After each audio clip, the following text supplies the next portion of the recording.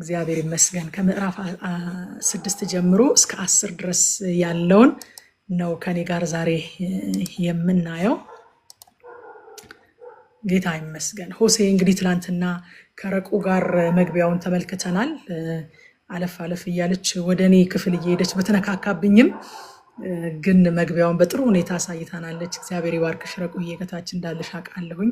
ወይ ነካችብኝ እያልኩኝ ነበረ ወደ እኔ ክፍል እያለፈች ስትመጣ ዛሬ ወደምናጠናውና ግን እንደው ለኔ ለመንደርደር እንዲመቸኝ ያህል የተወሰኑ ነገሮችን ብዬ ልለፍ። ትላንት መግቢያውን በደንብ አሳይታናለች። ያው ትላንት እንደነገረችን የእስራኤል ወይም የሰሜኑ ክፍል አገልጋይ ነው ሆሴ። የመጽሐፉ ዋና ሀሳብ ደግሞ የእግዚአብሔር የኪዳን ፍቅር ታማኝ ላልሆነችው እስራኤል መሆኑን በጎሜርና በሆሴ ትዳር አማካኝነት በልጆቻቸው አማካኝነት ረቁ በደንብ አሳይታናለች። ትላንትና በትዳሩ ሲሰብክ ሆሴ አይተነዋል አይደለ? በመልእክቱ በንግግር ብቻ ሳይሆን እግዚአብሔር በቃ እንደውም ብላናለች፣ እነዚህ በንግግር የሚሰሙ ስላልሆኑ የመጨረሻ ደረጃ እግዚአብሔር ኢለስትሬት እያደረገ በሰዎች ህይወት ልክ ሕዝቅኤል ላይ ሚስትህ ትሞታለች፣ የዓይንህ አምሮት ከፊትህ ትወሰዳለች ብሎ ኢየሩሳሌም እንደምትወሰድባቸው ቤተ መቅደሱ እንደሚወሰድባቸው እንዳሳያቸው ሁሉ ሆሴን ደግሞ ጋለሞታ አግባ፣ አንተ ስትወዳት እሷ ትታህ የምትሄድ የምትገለሙትብህ አግባ ብሎ ጎሜርን በተደጋጋሚ ተከታትሎ የራሱ እንደሚያደርጋት ሁሉ ሆሴ እግዚአብሔር ለእስራኤል እንዲሁ እንደሚያደርግላት ትላንትና እያየን ነበረ። የኪዳን ፍቅር ነው እንግዲህ የሆሴ መጽሐፍ ቁልፍ ቃሉ በዋናነት የኪዳን ፍቅር ነው። ቁልፍ ጥቅሱን ነግራናለች፣ ዛሬ እናየዋለን። ምዕራፍ 6 ቁጥር 6 ነው። ከመስዋዕት ይልቅ ምሕረትን ከሚቃጠል መስዋዕት ይልቅ እግዚአብሔርን ማወቅ እሻለሁኝ የሚለው ነው እና ይሄ ደግሞ በጌታችን በኢየሱስ ክርስቶስ በተደጋጋሚ የተጠቀሰ ጥቅስ ነው አዲስ ኪዳን ላይ። ስለዚህ እነዚህን ያህል ካልኩኝ ሆሴ ምዕራፍ 6ን በቀጥታ ስንገባ እግዚአብሔር ባዶ የሃይማኖት ልምምድን ሳይሆን እውነተኛ ልብን የሚፈልግ አምላክ ነው በዋናነት ሆሴ ምዕራፍ 6 የሚያሳየን። ሪሊጂየስ አክቲቪቲስ አሉ፣ ወግና ስርዓት አለ፣ ሃይማኖታዊ ስርዓቶችን ይፈጽማሉ፣ መስዋዕት ያቀርባሉ፣ መባቻውን፣ ሰንበቱን፣ በዓላቱን ያከብራሉ። ግን ደግሞ ልባቸው ከእግዚአብሔር ርቋል እና እግዚአብሔር ባዶ የሃይማኖት ልምምዳችሁን ሳይሆን እውነተኛ ልብን በእውነት ወደ እኔ የሚመለስ ልብን ነው የምፈልገው ብሎ ነው የሚሞግታቸው። ስለዚህ ከቁጥር 1 እስከ 3 ድረስ ምዕራፍ 6 ላይ ያለውን ሀሳብ ስንመለከት ኑ ወደ እግዚአብሔር እንመለስ የሚል ሀሳብ ነው የሚይዘው ማለት ነው። ቁጥር 1 ላይ ኑ ወደ እግዚአብሔር እንመለስ፣ እርሱ ሰባብሮናል፣ እርሱ ይጠግነናል፣ እርሱ አቁስሎናል፣ እርሱም ይፈውሰናል ብሎ ሆሴ ጥሪ ያቀርብላቸዋል። ከዚህ ቀደም ይህንን ክፍል መጥተን አይተነዋል። ሌላ መጽሐፍ ስናጠና አይደለም ሰብሮ መጠገን የእረኞች ልምምድ ነው ብለናል። እየባዘኑ እየጠፉ የሚያስቸግሩ በጎችን ጠፍተው እንዳይቀሩና የአውሬ ራት እንዳይሆኑ እረኛው ራሱ ይሰብራቸውና ራሱ መልሶ ይጠግናቸዋል። ከዛ ቁስላቸው እስከሚድን ድረስ ከእረኛው አጠገብ ስለማይለዩ ከእረኛቸው ጋር ኢንቲሜት የሚሆኑበት እድል ይፈጠርላቸዋል። የእረኛቸውን ጠረን የሚለምዱበት፣ የእረኛቸውን ድምፅ የሚለምዱበት፣ ከእረኛቸው ጋር የፍቅር ጊዜ ያሳልፋሉ። እረኛቸውን የሚወዱበት ጊዜ፣ ከሱ ጋር የሚጠጋጉበት ጊዜ ይሆንላቸዋል እና ሰብሮ መጠገን የእረኛ ቋንቋ ነው። ሆሴ የሚላቸው ምንድን ነው? እግዚአብሔር የሰበረን ሊያጠፋን ስለሚጠላን ምናምን ሳይሆን የሰበረን ወደሱ ሊያስጠጋን ራሱ ጠግኖ የራሱ ሊያደርገን ከሱ ጋር ኢንቲሜት የምንሆንበት ከሱ ጋር የምንጠጋጋበት ጊዜ እንዲኖረን ነው ብሎ ኑ ወደ እግዚአብሔር እንመለስ፣ እርሱ ሰባብሮናል፣ እርሱ ይጠግነናል፣ እርሱ አቁስሎናል፣ እርሱ ይፈውሰናል ይላል። እረኛ እንግዲህ በጎቹን የሚሰብረው ስለሚጠላቸው አይደለም፣ የገዛ በጎቹ ናቸው። በንዴትም አይደለም፣ በቁጣም አይደለም፣ ሊቀጣቸውም አይደለም። ዋና ዓላማው ያቺ በግ እንደለመደባት አንድ ቀን ሄዳ ወይ ገደል ገብታ ወይ በዛው ባዝና እንዳትቀር ወይ ደግሞ የአውሬ ራት እንዳትሆን ተሰብራ እስክትድን ድረስ ከእረኛው ጋር ኢንቲሜት እንድትሆን የእረኛው እንድትሆን የእሱ እንድትሆን ከእሱ ጋር እንድትጠጋጋ ማድረግ ስለሆነ የእረኛ ቋንቋ ነው ይሄ ብለናል እና እሱ ሰብሮናልና እርሱ ይጠግነናል ይላቸዋል። ኑ ወደ እግዚአብሔር እንመለስ። ከዛ ቁጥር 2 ላይ ከ2 ቀን በኋላ ያነቃናል፣ በእርሱም ፊት እንድንኖር በ3ኛው ቀን ያስነሳናል ይላል። አዲስ መደበኛ ነው ማነበው። እንግዲህ ከ2 ቀን በኋላ ያነቃናል፣ በእርሱም ፊት እንድንኖር በ3ኛው ቀን ያስነሳናል። ምን ማለት ነው? ኃጢአታቸው ከተፈረደበት በኋላ ስለሚኖረው ተሐድሶ ስለሚኖረው ሪስቶሬሽን ነው የሚነግራቸው። ከዛ ባሻገር ደግሞ በሌላ አቅጣጫ ትንሣኤን በሩቁ እንድናይ ያደርገናል ማለት ነው። በሶስተኛው ቀን ያስነሳናል ብሎ ትንሣኤን ወደፊት እንድናይ ያደርገናል። እርሱ ሰብሮናል፣ እርሱ ይጠግነናል፣ እርሱ አቁስሎናል፣ እርሱ ይፈውሰናል፣ ከ2 ቀን በኋላ ያነቃናል። በእርሱ ፊት እንድንኖር ደግሞ እንድንኖር ሕያዋን አድርጎ በሶስተኛው ቀን ያስነሳናል ብሎ ትንሣኤንም ወደፊት አሻግረን እንድናይ ያደርገናል ማለት ነው። ስለዚህ ኃጢአት ለአንዴና ለመጨረሻ ጊዜ በክርስቶስ መስቀል ላይ ከተፈረደበት በኋላ በሶስተኛው ቀን ክርስቶስ ከሙታን ተነስቷል። መጽሐፍ እንደሚል ይላል አይደለ? አንደኛ ቆሮንቶስ ምዕራፍ 15 ላይ ሐዋርያው ጳውሎስ ሲናገር መጽሐፍ እንደሚል ክርስቶስ ሞተ፣ ተቀበረ፣ መጽሐፍም እንደሚል በሶስተኛው ቀን ተነሳ እንደሚል ኃጢአት ለአንዴና ለመጨረሻ ጊዜ ተፈርዶበት ጌታችን ከሙታን ተነስቷል። በህይወት ሊኖር ብቻ ሳይሆን እኛንም በህይወት ሊያኖረን በሶስተኛው ቀን በፊቱ እንድንኖር ያስነሳናል ብሎ ሆሴ እንደተነበየ በሶስተኛው ቀን ክርስቶስ ሲነሳ እኛም ከሱ ጋር አብረን ልንኖር ተነስተናል ማለት ነው። ሃሌሉያ! እግዚአብሔር የተመሰገነ ይሁን። ከዛ ቁጥር 3 ላይ እግዚአብሔርን እንወቀው ይላል። ይህንን ጥቅስ መቼም እንዴት እንደምወደው እናንተ ታምኑኛላችሁ። እንዴት እንደምወደው ልነግራችሁ አልችልም። እግዚአብሔርን እንወቀው፣ የበለጠ እናውቀውም ዘንድ እንትጋ። እንደ ንጋት ብርሃን በእርግጥ ይገለጣል፣ ምድርን እንደሚያረሰርስ የበልግ ዝናብ እንደ ክረምትም ዝናብ ወደኛ ይመጣል ይላል። ቁጥር 3 ለእኔ በጣም የተለየ በጣም ለልቤ የሚጠጋጋ it's very dear to my heart ማለት ነው። በቃ very close to my heart ቁጥር 3 በጣም የምወደው ጥቅስ ነው። የንጋት ብርሃን ወዳጆቼ ምንድነው የሚለው? እንደ ንጋት ብርሃን በእርግጥ ይገለጣል። ኑ እግዚአብሔርን እንወቀው፣ የበለጠ እናውቀውም ዘንድ እንትጋ ይልና እንደዛ ስናደርግኛ እንደ ንጋት ብርሃን በእርግጥ ይገለጣል፣ ምድርን እንደሚያረሰርስ የበልግ ዝናብ እንደ ክረምትም ዝናብ ወደኛ ይመጣል። ምን ማለት ነው? የንጋት ብርሃን እኮ ወዳጆቼ ሳይመጣ ቀርቶ አያውቅም። እስከ ዛሬ ድረስ እስኪ እናንተ ከተወለዳችሁ ጀምሮ ጠብቃችሁት ይነጋል ብላችሁ ጠብቃችሁ ሳይነጋ ቀርቶ ያውቃል? እግዚአብሔርን ለማወቅ ስንከተል፣ እግዚአብሔርን ለማወቅ እኛ ስንነሳ፣ እግዚአብሔርን ለማወቅ ስንተጋ የንጋት ብርሃን ቀርቶ እንደማያውቅ ሁሉ እግዚአብሔርን በእርግጥ ለእያንዳንዳችን ይገለጣል። እኔ በጣም ነው የምወደው ይሄንን ክፍል። ለሚፈልጉት እንዴት ቅርብ ነው! ለሚጠሙት እንዴት ቅርብ ነው! እንዴት ራሱን የሚገልጥ አምላክ ነው! እንደ ንጋት ብርሃን ይላል። በቃ ሃሌሉያ! እንደ ንጋት ብርሃን በእርግጥ ንጋት ቀርቶ እንደማያውቅ እግዚአብሔርም ከሚፈልጉት ፊቱን ሰውሮ አያውቅ። በእርግጥ ንጋት ቀርቶ እንደማያውቅ እግዚአብሔርም ተግተው ሊያውቁት ከሚሹ ሰዎች ራሱን አይሰውርም። ወገኖቼ እኛ ልንፈልገው ስንተጋ በእርግጥ እግዚአብሔር ራሱን ይገልጣል። እኔ ከተወለድኩኝ አይቼ አላውቅም። በእውነት መሽቶ ሳይነጋ አይቀር። እስኪ ከነጋ እንገናኛለን እኮ አንልም። እንደውም እኛ በሰላም ማደራችንን ነው እንጂ የምንጠራጠረው መንጋቱን ተጠራጥረን አናውቅም። በሰላም ያሳድረንና እንገናኛለን ነገ ነው የምንባለው እኮ።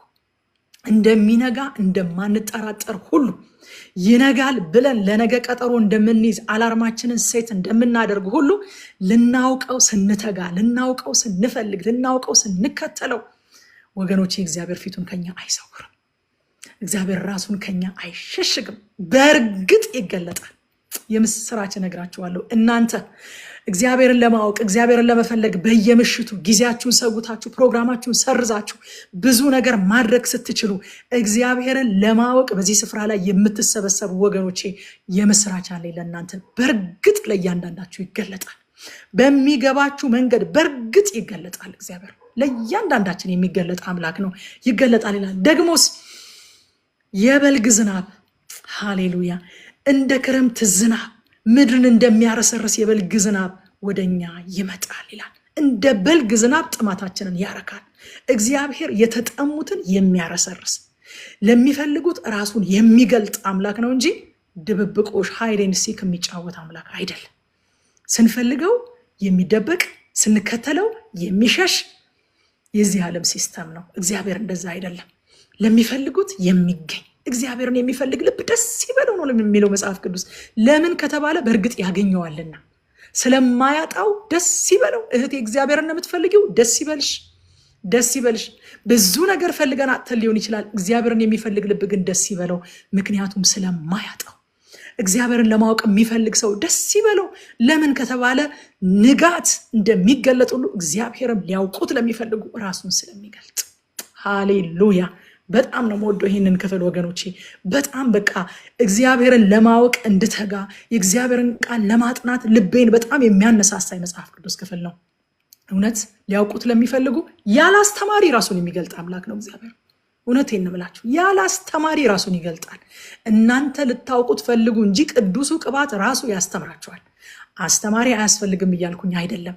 አስተማሪ እንኳን ማግኘት የማትችሉበት ሁኔታ ላይ ብትሆኑ፣ መጽሐፍ ቅዱስ ኮሌጅ መግባት ፈልጌ መግባት የማልችልበት ሲቹዌሽን ላይ የነበርኩበት ዘመን ነበረ።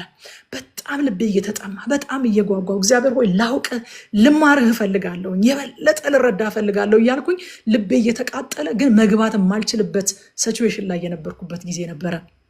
እግዚአብሔር የዛን ጊዜ እንደውም አብልጦ ራሱን ገለጠልኝ። ትምህርት ቤት መግባት የማትችሉበት ሁኔታ ላይ ብትሆኑ፣ አስተማሪዎችን ማግኘት የማትችሉበት ሁኔታ ላይ ብትሆኑ፣ ግን እግዚአብሔርን ለማወቅ የሚጠማ ልብ ካላችሁ፣ እግዚአብሔርን ለማወቅ የምትተጉ ከሆነ እግዚአብሔር በእርግጥ ይገለጥላችኋል። በእርግጥ ራሱን ይገልጥላችኋል። በእርግጥ ጥማታችሁን እንደ በልግ ዝናብ፣ እንደ ክረምት ዝናብ ያረሰርሳል። ሃሌሉያ፣ ስሙ ይባረክ። እዛ ቁጥር 4 ላይ እግዚአብሔር እንዲህ ይላል የእስራኤልና የይሁዳ ሕዝብ ወይ እናንተን ምን ላድርጋችሁ? አዲሱ ትርጉም ነው ማነበው። እናንተን ምን ላድርጋችሁ? እናንተ ለእኔ ያላችሁ ፍቅር እንደ ማለዳ ጉምና እንደ ጠዋት ጤዛ ፈጥኖ ይጠፋል። ዋው! የሰውን ፍቅር አያችሁት? ሰው ለእግዚአብሔር ያለው ፍቅር፣ እናንተ ለእኔ ያላችሁ ፍቅር አላቸው እንደ ማለዳ ጉምና እንደ ጠዋት ጤዛ ፈጥኖ ይጠፋል። እግዚአብሔር ወይ እንወድሃለን፣ ሁለተኛ አንበድልህም፣ ሁለተኛ ጣዖታትን አንከተልም ብለው ያለቅሱና እንደ ጉም ተኖ ይጠፋል፣ እንደ ጤዛ ፈጥኖ ይጠፋል ፍቅራቸው። ስሜታዊ ሆነው ንስሐ ይገባሉ። በንስሐቸው ጸንተው መቆም መለወጥ ግን አይታይባቸውም። ምን ላድርጋችሁ አላቸው። ምን ላድርጋችሁ? ምን ላድርጋችሁ? ማቴዎስ ወንጌል ምዕራፍ 13 ቁጥር 20 ላይ ጌታ እንደዚህ ያለ ከ20 እስከ 21 ድረስ በአዲስ ትርጉም በጭንጫማ መሬት ላይ የተዘራው የሚያመለክተው አለ ስለ ዘሪው ምሳሌ። የዘሪው ምሳሌ መቼስ የመሬቱ ምሳሌ ነው መባል ያለበት ይባላል። ምክንያቱም ዘሩ አንድ አይነት ነው፣ ዘሪውም አንድ ነው፣ ግን መሬቱ ነው የተለያየው። እና በጭንጫማ መሬት ላይ ስለተዘራው ዘር ሲናገር በጭንጫማ መሬት ላይ የተዘራው የሚያመለክተው አለ ቃሉን ሰምቶ ወዲያውኑ በደስታ የሚቀበለውን ሰው ነው። ልክ እዚህ ጋር እስራኤላውያንን ያየናቸውን ሆሴዕ ላይ ያሉትን ሰዎችን ይመስላል።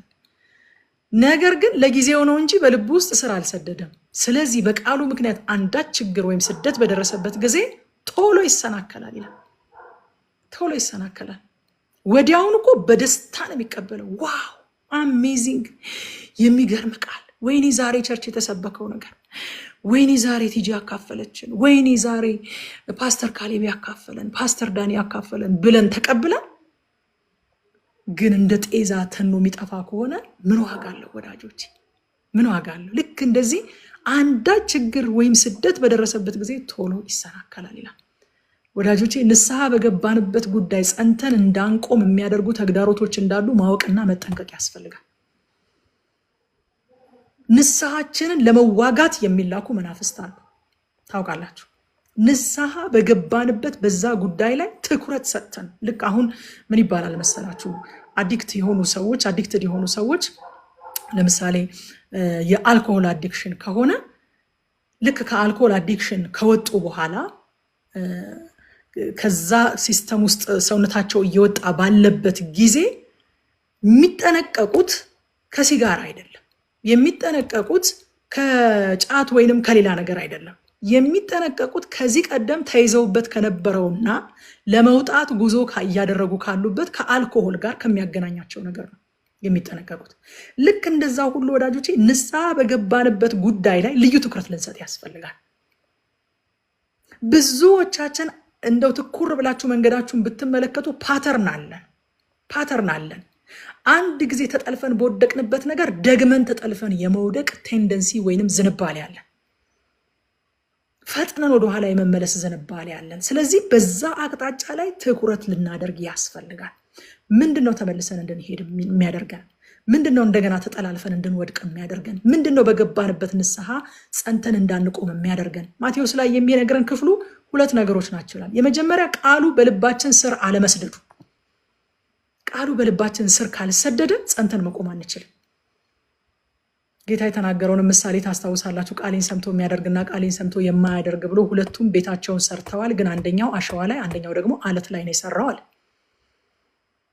አያችሁ፣ ቃሉ በልባችን ስር ካልሰደደ መቆም አንችልም። ተመልሰን ወደ ኋላ እንሄዳለን፣ እንሸራተታለን። ሁለተኛው ምክንያት ደግሞ በዚህ ዓለም ሐሳብና የሀብት ፍቅር መነደፍ። ነገር ግን ለጊዜው ነው እንጂ በልቡ ውስጥ ስራ አልሰደደም። ስለዚህ በቃሉ ምክንያት አንዳች ችግር ወይም ስደት በደረሰበት ጊዜ በቶሎ ይሰናከላል ይላል። ቃሉ በልባችን ስር እንዲሰድ ምን እናድርግ? ከመስማት የዘለለ ነገር ልናደርግ ያስፈልጋል ወገኖች።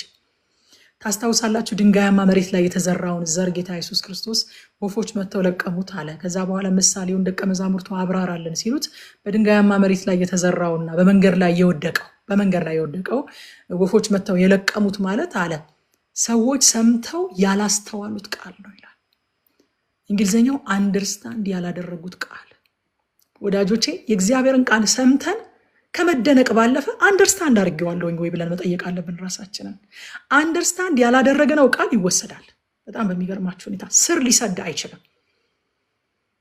ከተወሰደ እንዴት አድርጎ ስር ይሰዳል? ይወሰዳል። አንደርስታንድ እስክናደርገው ድረስ ቃሉ ላይ ጊዜ መውሰድ ያስፈልጋል ማለት ነው።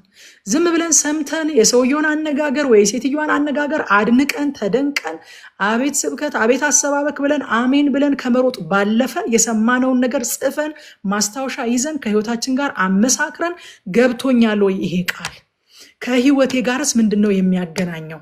ምንስ እርምጃ ነው መውሰድ ያለብኝ? በዚህ ቃል መሰረት ምንድነው በህይወቴ እርምጃ መውሰድ ያለብኝ? መጨመር ያለብኝ ነገር ምንድነው? መቀነስ ያለብኝ ነገር ምንድነው ብለን ከቃሉ ጋር ከሰማነው ቃል ካነበብነው ቃል ጋር ጊዜ መውሰድ ያስፈልጋል ማለት ነው። በዚህ መንገድ ነው ስር እንዲሰድ የምናደርገው። ካልሆነ ግን ስር አይሰድም። ከዛስ መከራና ስደት ከቃሉ የተነሳ በመጣ ጊዜ ይክዳሉ፣ ቶሎ ይሰናከላሉ ይላል። ከዛ ቁጥር 6 ላይ ከመስዋዕት ይልቅ ምህረትን ከሚቃጠል መስዋዕት ይልቅ እግዚአብሔርን ማወቅ እሻለሁና ይላል። ይሄ እንግዲህ የመጽሐፉ ቁልፍ ጥቅስ ነው። ትናንትና ምረቆ ነግራናለች። ቁልፍ ጥቅሱ ነው። አንድን መጽሐፍ ስናጠና ቁልፍ ጥቅስ እናወጣለን፣ ደግሞ ቁልፍ ቃል እናወጣለን። እና ቁልፍ ጥቅሱ ይሄ ነው። ሆሴዕ 6:6 ከመስዋዕት ይልቅ ምህረትን ከሚቃጠል መስዋዕት ይልቅ እግዚአብሔርን ማወቅ እሻለሁና የሚለው እግዚአብሔር እንግዲህ ራሱ የሰጠውን የመስዋዕት ስርዓት ነው ከሱ ይልቅ እግዚአብሔርን ማወቅ እፈልጋለሁኝ እያለ ያለው። ራሱ የሰጠውን የመስዋዕት ስራ እየተቃወመ ሳይሆን ከልብ ያልሆነ የሆነ የላይ የሆነ ባዶ ሃይማኖታዊ ስርዓት ስላደረጉት አይጠቅምም፣ እሱ ከዚህ ይልቅ እኔን ማወቅ ነው የሚጠቅመው እያላቸው ነው። ጌታ ይህንን ቃል ማቴዎስ ወንጌል ምዕራፍ 9 እና ምዕራፍ 12 ላይ ጠቅሶታል። ምዕራፍ 9 ቁጥር 13 ላይ እንደዚህ አለ፣ ሄዳችሁ አለ ከመስዋዕት ይልቅ ምህረትን ወዳለው የሚለውን ቃል ትርጉም አጢኑ፣ ኃጢአተኞችን እንጂ ጻድቃንን ልጠራ አልመጣሁምና ይላቸዋል። ፈሪሳውያን በገዛ ጽድቃቸው በገዛ ስራቸው ይመጻደቁ ነበረና ከኃጢአተኞች ጋር ጌታ ጊዜ ስለሚያሳልፍ ጌታን ይተቹት ነበረ እና ሄዳችሁ ከመስዋዕት ይልቅ ምህረትን ወዳለው የሚለውን ቃል ትርጉሙን አጢኑ። እናንተ አምልኳችሁ የላይ ሆኗል። ስርዓትን ትጠብቃላችሁ፣ መስዋዕትን ታቀርባላችሁ፣ ልባችሁ ግን ከኔ ይርቀዋል። ልባችሁ ግን የኔ አይነት አይደለም። ስለዚህ ከመስዋዕት ይልቅ እግዚአብሔርን ማወቅ እወዳለሁ፣ ምህረትን እወዳለሁ የሚለውን ትርጉም አጢኑ ይላቸዋል። ማቴዎስ 12:7 ላይም ከመስዋዕት ይልቅ ምህረትን እወዳለሁ የሚለው ቃል ምን ማለት እንደሆነ ብታውቁ ኖሮ በንጹሃን ላይ ባልፈረዳችሁ ነበረ ብለው ይህንኑ ቃል 2 ጊዜ ጌታችን ጠቅሶታል ማለት ነው። ከዛ ቁጥር 7 ላይ እንደ አዳም ቃል ኪዳንን ተላለፉ፣ በዚያም ለእኔ ታማኝ አልነበሩም አለ እግዚአብሔር። እንግዲህ አዳም በኤደን ገነት ተፈትኖ እንደወደቀ እስራኤልም በተስፋይቱ ምድር ተፈትና ወድቃለች ማለት ነው። ልክ እንደ አዳም ነው ያደረጋችሁት፣ እናንተ እንደ አባታችሁ ነው ያደረጋችሁት ይላቸዋል እግዚአብሔር። አያችሁ፣ አዳም የሰው ዘርን ወክሎ በኤደን ገነት ተፈተነና ወደቀ። ሲወድቅ ደግሞ ሁላችንንም ይዞ ነው የወደቀው። እስራኤል ደግሞ ከዛ በኋላ እንዲሁ ከሰው ልጆች መካከል ከሰው ዘር መካከል ተመረጠችና ወደ ከነዓን ገብታ በዛ ማርና ወተት በሚያፈሰው ምድር ተፈትና ወደቀች። እግዚአብሔርን ከመታዘዝ ወደቀች። እሷም ፌል እንድናደርግ አደረገችን ማለት ነው። አዳምም በተመቻቸ ሁኔታ በኤደን ገነት ተፈትኖ እንደወደቀ እስራኤልም በከነዓን ማርና ወተት በምታፈሰው ምድር ወደቀች። እንደ አዳም ናችሁ አላቸው። እንደ አዳም ቃል ኪዳን ተላለፉ፣ በዚያ ለእኔ ታማኝ አልነበሩም ማለት አያችሁ ወገኖች፣ የሰው ዘር ከአዳምም ከእስራኤልም የተሻለ ሪፕሬዘንታቲቭ ተፈትኖ የሚያልፍ አዳኝ ወኪል ያስፈልገው ነበር። ያ ወኪላችን ሪፕሬዘንት ያደረገን ተፈትኖ ያለፈና ያሳለፈን ኢየሱስ ክርስቶስ ይባላል። አዳም ሁላችንን ወክሎ ተፈተነ፣ ወደቀ።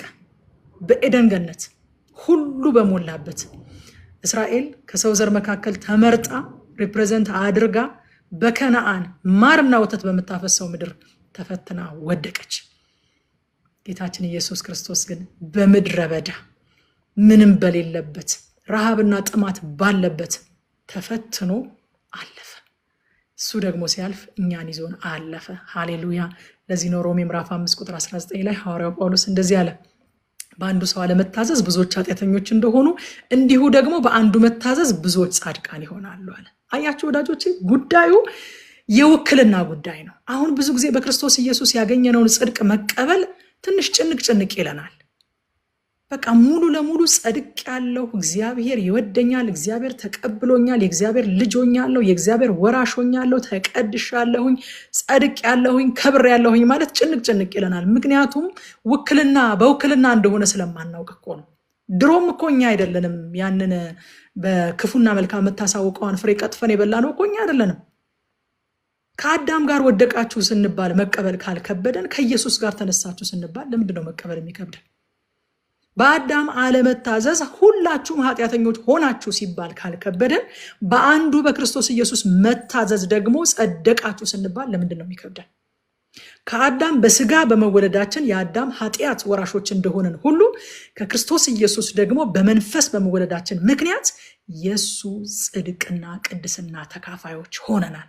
ሃሌሉያ፣ ክብር ለእግዚአብሔር ይሁን። አዳም ወክሎን ተፈትኖ ወደቀ። በአንዱ አለመታዘዝ ብዙዎች ኃጢአተኞች ሆኑ። አሁን ደግሞ ይላል በአንዱ መታዘዝ ብዙዎች ጻድቃን ይሆናሉ ይላል። ክብር ለኢየሱስ ይሁን። ሃሌሉያ። ኢትስ ናት አባውት አስ። ጸድቅ ያለው ስለኔ ዛሬ እዚህ ቦታ ላይ ምናልባት እንግዶች ካላችሁ የማናት ትዕቢተኛ ልትሉ ትችላላችሁ። ግን ወዳጆቼ ስለ ውክልና እኮ ብዙዎቻችን እናውቃለን። ሯጮቻችን በኦሎምፒክ አደባባዮች በተለያዩ ቦታዎች በማራቶን እየሄዱ ሲያሸንፉ ምንድነው የምንለው? አሸነፍን አይደል እንዴ የምንለው? ምክንያቱም ራሳቸውን ብቻ ሳይሆን እኛን ወክለው ስለሄዱ፣ ሁላችንን ኢትዮጵያ የምትባለውን ሀገር ወክለው ስለሄዱ አሸነፍን ብለን ሰለብሬት እናደርጋለን። ሲሸነፉ ደግሞ እንናደዳለን። ተሸነፍን ብለን እንበሳጫለን። አያችሁ፣ አዳም ሲሸነፍ ተሸነፍን፣ ኢየሱስ ሲያሸንፍ ደግሞ አሸነፈን። ሃሌሉያ። እኛ ሁላችን ሄደን ሮጠን አይደለም አሸነፍንና ተሸነፍን የምንለው። እኛን ሪፕሬዘንት ያደረጉን አትሌቶች ሄደው ሮጠው ነው አሸነፍንና ተሸነፍን የምንለው።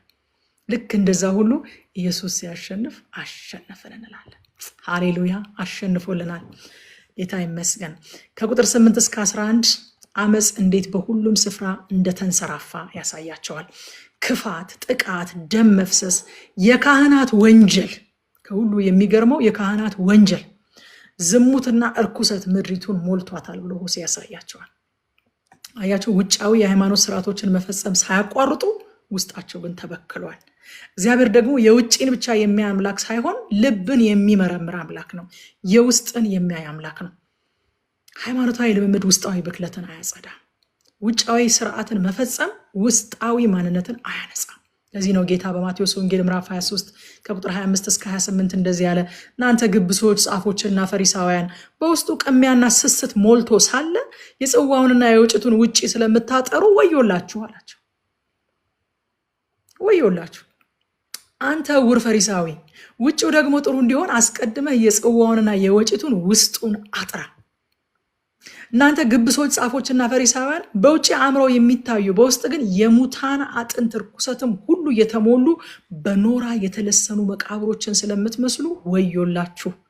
እንዲሁ እናንተ ደግሞ በውጭ ለሰው እንደ ጻድቃን ትታያላችሁ፣ በውስጣችሁ ግን ግብዝነትና አመፀኝነት ሞልቶባችኋል ይላል።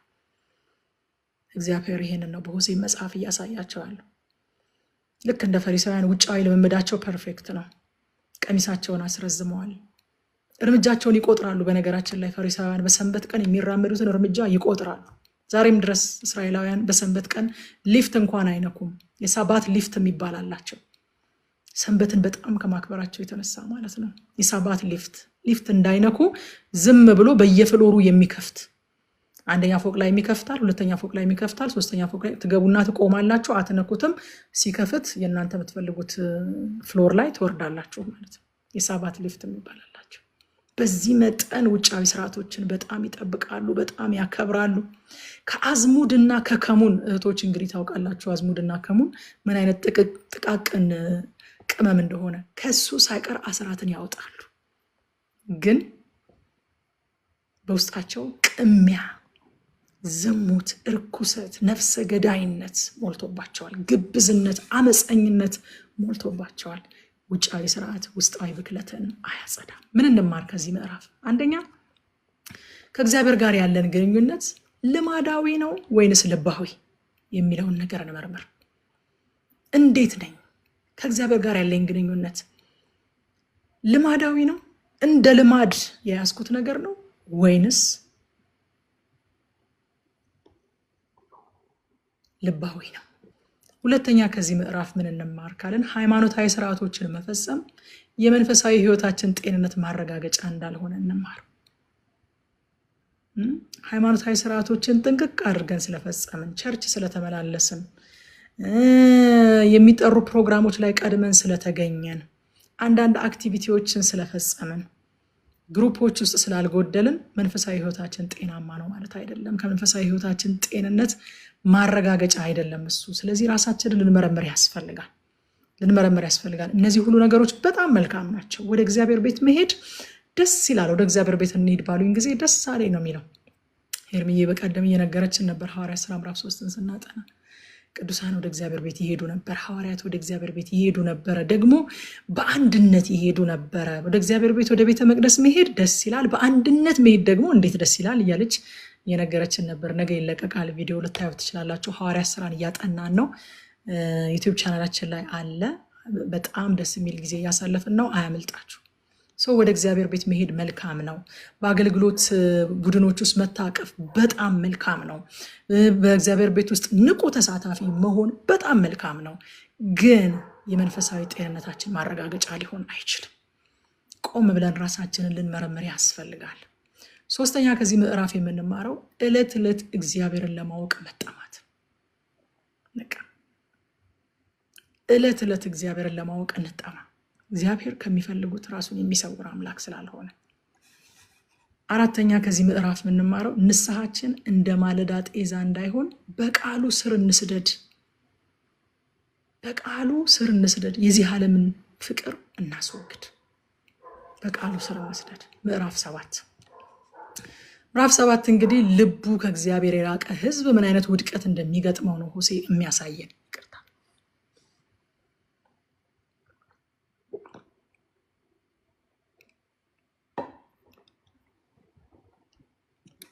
ልቡ ከእግዚአብሔር የራቀ ሕዝብ የሚገጥመውን ውድቀት ያሳያቸዋል።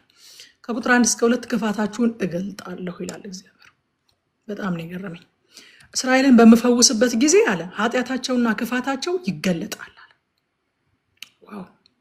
በፈውስ ጊዜ እግዚአብሔር ሆይ ለምን አስፈለገ ክፋታቸውን መግለጽ?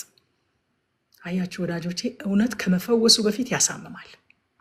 ስለዚህ አንዳንድ ጊዜ ለመፈወስ መታመም አለ ማለት ነው።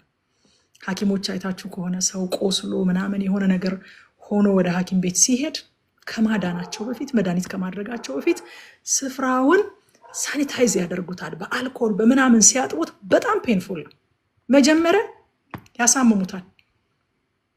ያሳምሙታል፣ ከዛ በኋላ ግን ያክሙታል። እውነት እንደዛ ናት። መጀመሪያ ታሳመመናለች። እስራኤልን በምፈውስበት ጊዜ ኃጢአታቸውና ክፋታቸውን እገልጠዋለሁ፣ ይገለጣል ይላል እግዚአብሔር። ለመፈወስ መታመም የሚባል ነገር አለ። ያ ህመምተኛ ሐኪም ቤት ውስጥ በሐኪሙ እጅ የሆነ ክፉ ነገር እየደረሰበት አይደለም፣ እየታከመ ነው። ግን ለመታከም መታመም አለበት፣ ለመፈወስ መታመም አለበት፣ ለመታመም ፈቃደኛ መሆን አለበት። ሕፃን ካልሆነ በስተቀር ሐኪም ሲያክመው አሳምመኸኛልና ተወኝ ይቅርብኝ ሕክምናው ብሎ ወጥቶ ቢሄድ ሰው የለም። ህፃን ልጅ ከሆነ አባብለንም አታለንም በግድ ይዘንም መርፌ እናስወጋዋለን። ሐኪሙ ማድረግ ያለበትን ነገር እንዲያደርግ እናደርጋለን። ትልቅ ሰው ግን ጥርሱን ነክሶ ሐኪሙ ለሱ ጥቅም እንደሆነ ሊያክመው ሊያድነው እንደሆነ የሚያሳምመው አውቆ ይቋቋማታል ያችን ጊዜ ማለት ነው። ልክ እንደዛ ነው የእግዚአብሔር ቃል ወገኖች። እውነት ወደኛ ሲመጣ መጀመሪያ ያሳምመናል። ትክክል ነው ብለን የያዝነውን የኖርንበትን የተደላደልንበትን ነገር ሲነቀንቀው ሲደረምሰው ልክ አንድ ጊዜ ወንድም ጥበብ ወርቅዬ ምን አለ? ሰዎች የያዙትን እውነት እንዳልሆነ ስንነግራቸው ማለት አለ በጣም በርህራሄ መሆን አለበት አለ። ወንጌልን ለመስበክ እሱ በጣም የቀና ልብ አለውና በጣም በርህራሄ መሆን አለበት አለ። ያ ካልሆነ ግን ዝም ብለን ልጥፍ ስናደርግባቸው አለ ሰው የቆመበትን ምንጣፍ ከስሩ እንደመጎተት ነው አለ። አያችሁ? የቆመበትን ምንጣፍ ከስሩ ስትጎትቱበት ሰው እንዴት ድንብርብሩ እንደሚወጣ እንዴት መያዣ መጨበጫ እንደሚጠፋው እንዴት ሪአክት እንደሚያደርግ አስቡት። እውነት አንዳንዴ በህይወታችን ሲመጣ እንደዛ ያደርገናል። ትክክል ነው ብለን የተደራደርንበትን የቆምንበትን የኖርንበትን መሰረት ያናገዋል። መጀመሪያ ያሳምመናል። ጉድ ኒውስ ግን ካሳመመን በኋላ ይፈውሰናል። ቁጥር 2 ነገር ግን ክፉ ድርጊታቸውን ሁሉ እንደማስታውስ እነሱ አይገነዘቡም አለ እግዚአብሔር። አይገርምም? ኃጢአታቸው ከቧቸዋል፣ ሁልጊዜም በፊቴ ናቸዋል። ኃጢአታቸውን እንደማስታውስ አይገነዘቡም እነሱ። ከእግዚአብሔር አይነት የተሰወረ አንዳች ነገር የለም ወገኖች። ለዚህ ነው ዕብራውያን ጸሐፊ በዕብራውያን 4 ምዕራፍ 13 እኛም በሚቆጣጠር በእርሱ አይኖች ፊት ነገር የተራቆተ የተገለጠ ነው እንጂ ከእርሱ ፊት የተሰወረ ፍጥረት የለም ይላል። እግዚአብሔር የተገለጠውን ድርጊታችንን ብቻ ሳይሆን የተሰወረውን ሞቲቫችንን የመነሻ ሐሳባችንን የሚመለከት አምላክ ስለሆነ በፍርዱ አይሳሳትም። እና እኔ እንደማስታውስ አይገነዘቡም ይላል እግዚአብሔር። እንደማቅ እንደማይ አይገነዘቡም። ግን ኃጢአታቸው በፊቴ ነው፣ ከኔ ፊት የተሰወረ ነገር የለም ይላል። ከዛ ከ3 እስከ 7 ድረስ የረከሱ መሪዎችና የረከሰ ህዝብን ያሳየናል። ንጉሳቸው፣ አለቆቻቸው፣ ገዢዎቻቸው ረክሰዋልና ህዝቡም ደግሞ ለዝሙት ለሴራ ደም ለማፍሰስ ልባቸው እንደ ምድጃ የጋለ ነው ይላል። እናንተ በጣም ነው የገረመኝ ይሄ ክፍል። እንደ ምድጃ የጋለ ነው ምን ማለት ነው? ሌላ የሚያነሳሳው የሚቆሰቁሰው የሚያሟሙቅለት የሚያጋግለው ሰው ሁሉ አያስፈልጋቸውም። ኦሬዲ ልባቸው እንደ ምድጃ የጋለ ነው ለእነዚህ ነገሮች። ለምን ከተባለ ርኩሰቱ የጀመረው ከላይ ነው። ለክፋት የተነሳሱ ናቸው። እግዚአብሔርን ከመካከሉ ያስወጣ ማህበረሰብ ይህንን ነው የሚመስለው። ሮሜ ምዕራፍ 1 ላይ ታስታውሳላችሁ። እግዚአብሔርን ለማወቅ ባልወደዱ መጠን እግዚአብሔር ለማይረባ አእምሮ አሳልፎ ሰጣቸው ብሎ የሚያደርጉትን ነገር ሲዘረዝር ሐዋርያው ጳውሎስ እናስታውሳለን ሮሜ ምዕራፍ 1 ላይ። ስለዚህ እግዚአብሔርን ከመካከሉ ያስወጣ ማህበረሰብ ይሄ ነው፣ ልባቸው እንደ ምድጃ የጋለ ነው ይላል። ብዙ ማህበራዊ ቀውሶች ወገኖቼ መነሻቸው ዋና ሶርሳቸው የችግሩ ሶርስ መንፈሳዊ ነው። መንፈሳዊ ነገር ሲናጋ ቀጥሎ የዛ ፍሬ ማህበራዊ ነገርን ያናጋል። ብዙ ጊዜ ተገልጠው የሚታዩት ማህበራዊ ቀውሶች ናቸው። እረ ምን እየሆንን ነው? እረ ሰው ተጨካከነ፣ እረ ሰው አውሬ ሆነ፣ አባት ልጁን እንደዚህ ያደረገ፣ እናት ልጇን እንደዚህ ያደረገች፣ ልጅ እናቱን እንደዚህ ያደረገ፣ ወንድማማቾች እንደዚህ ሆኑ፣ ወንድ ሴትን ህፃናትን እንደዚህ ያደረጓቸው እያለን የተገለጠውን ማህበራዊ ቀውስ ነው ብዙ ጊዜ የምናቀነቅነው እኛ። ሶርሱ ግን አብዛኛውን ጊዜ መንፈሳዊ ነው። መንፈሳዊ ቀውስ ሲኖር ነው ማህበራዊ ቀውስ የሚወለደው። ከዛ ቁጥር 8 ላይ ኤፍሬም ከህዝብ ጋር ተደባለቀ፣ ኤፍሬም እንዳልተገላበጠ ቂጣ ነው ይላል። ያልተገላበጠ ማለት በአንዱ በኩል የበሰለ በሌላ በኩል ሊጥ የሆነ ለምንም የማይጠቅም ሆነዋል እያለ ነው። ኤፍሬም ማለት እስራኤል ማለት እንደሆነ ታውቃላችሁ። በተለዋጭ ስሙ ኤፍሬም እያለ ይጠራዋል፣ እስራኤል እያለ ይጠራዋል። 10ሩን ነገድ እግዚአብሔር ሆሴ ያገለገለውን የሰሜኑን ክፍል ማለት ነው። ያልተገላበጠ ቂጣ አስቡት እስኪ ወገኖቼ፣ ምን ይጠቅማል? አሁን በአንድ በኩል ብቻ የበሰለ ከላዩ ግን ሊጥ የሆነ ያልተገላበጠ ቂጣ ሆናችኋል ይላችኋል። ምን ማለት ነው? በአንድ በኩል ለእግዚአብሔር በሌላ በኩል ለጣዖት የተሰጠ የማይጠቅም ህዝብ ሆኗል። በአንድ በኩል በስለዋል፣ እግዚአብሔርን ያመልካሉ። በሌላ በኩል ግን ጣዖታትን መልቀቅ ስለማይፈልጉ ሊጥ ሆነዋል። ስለዚህ የማይጠቅሙ ለምንም የማይረቡ ሆነዋል። እግዚአብሔርን ይፈልጋሉ፣ ጥበቃውን፣ አቅርቦቱን፣ ምሪቱን ይፈልጋሉ። ደግሞ የአሕዛብንም ጣዖታት መከተል ይፈልጋሉ። እግዚአብሔር በግማሽ ልብ የምንከተለው አምላክ አይደለም። ሙሉ ማንነታችን የተገባው አምላክ ነው። ሙሉን ካልሆነ የማይፈልግ አምላክ ነው እግዚአብሔር። ተጠጋግቶ የሚቀመጥ አምላክ አይደለም። ከዚህ ቀደም አጠጋግተው ሊያስቀምጡት ሞክረው ፍልስጤማውያን የደረሰባቸውን ነገር ታውቃላችሁ። ጣዖታቸውን ሰባብሮን ያሳደረላቸው ወገኖቼ። እግዚአብሔርን አለመጠጋት ይሻላል። ከሌሎች አማልክት ጋር ከሌሎች ጣዖታት ጋር ለማጠጋጋት ከመሞከር አለመጠጋት ይሻላል። ባያመጡት ይሻላቸው ነበረ። ከዛ በኋላ መስዋዕት ከፍለው ነው የመለሱት። የእስራኤልን ታቦት ከዳጎል ጋር ሲያስቀምጡት ጣዖታቸውን ሰባብሮት ነው ያደረው። በግንባሩ ተደፍቶ ነው ያደረው። ልናጠጋጋው ስንሞክር ከሆኑ ጣዖታት ጋር ከሆኑ ነገሮች ጋር አጠጋግተን ልናስቀምጠው ስንሞክር እነዛን ነገሮች ይሰባበራቸዋል እግዚአብሔር። ስለዚህ ኤፍሬም ያልተገላበጠ ቂጣ ነው። በአንድ በኩል እኔን ይፈልጋል፣ በሌላ በኩል ደግሞ ጣዖታትን ይከተላል። ስለዚህ ያልተገላበጠ ቂጣ ነው ይላቸዋል። ማቴዎስ ወንጌል ምዕራፍ 6 ቁጥር 24 ላይም ጌታ እንደዚህ ያለ። ዛሬ የኛን ጣዖት ማቴዎስ ላይ ጌታ ገልጦታል። ለሁለት ጌቶች መገዛት የሚቻለው ማንም የለም። ወይ አንዱን ይጠላል ሁለተኛውን ይወዳል፣ ወይም አንዱን ይጠጋል ሁለተኛውን ይንቃል። ለእግዚአብሔርና ለገንዘብ መገዛት አትችሉም ማለት አትችሉም። ኢን ቢትዊን መሆን አይቻልም። ሌሎች ጣዖታት አማልክት ስላልሆኑ እውነት ስላልሆኑ ተጠጋግተው ይቀመጣሉ። የሚገርማችሁ ነገር የአሕዛብ አማልክት አንድ ብቻ አይደሉም። ከነስማቸውም አማልክት ናቸው። አንድ ብቻ አይደሉም። ዝናብ የሚሰጥ አንድ ነው። አዝመራ የሚሰጥ አንድ ነው። ልጅ የሚሰጥ ሌላ ነው። ደግሞ የፍቅር አማልክት ሌላ ናቸው። ተጠጋግተው ይቀመጣሉ። ችግር የለባቸውም። አይገጫጩም። ምክንያቱም ውሸት ናቸው፣ አጋንንቶች ናቸው፣ አማልክት አይደሉም።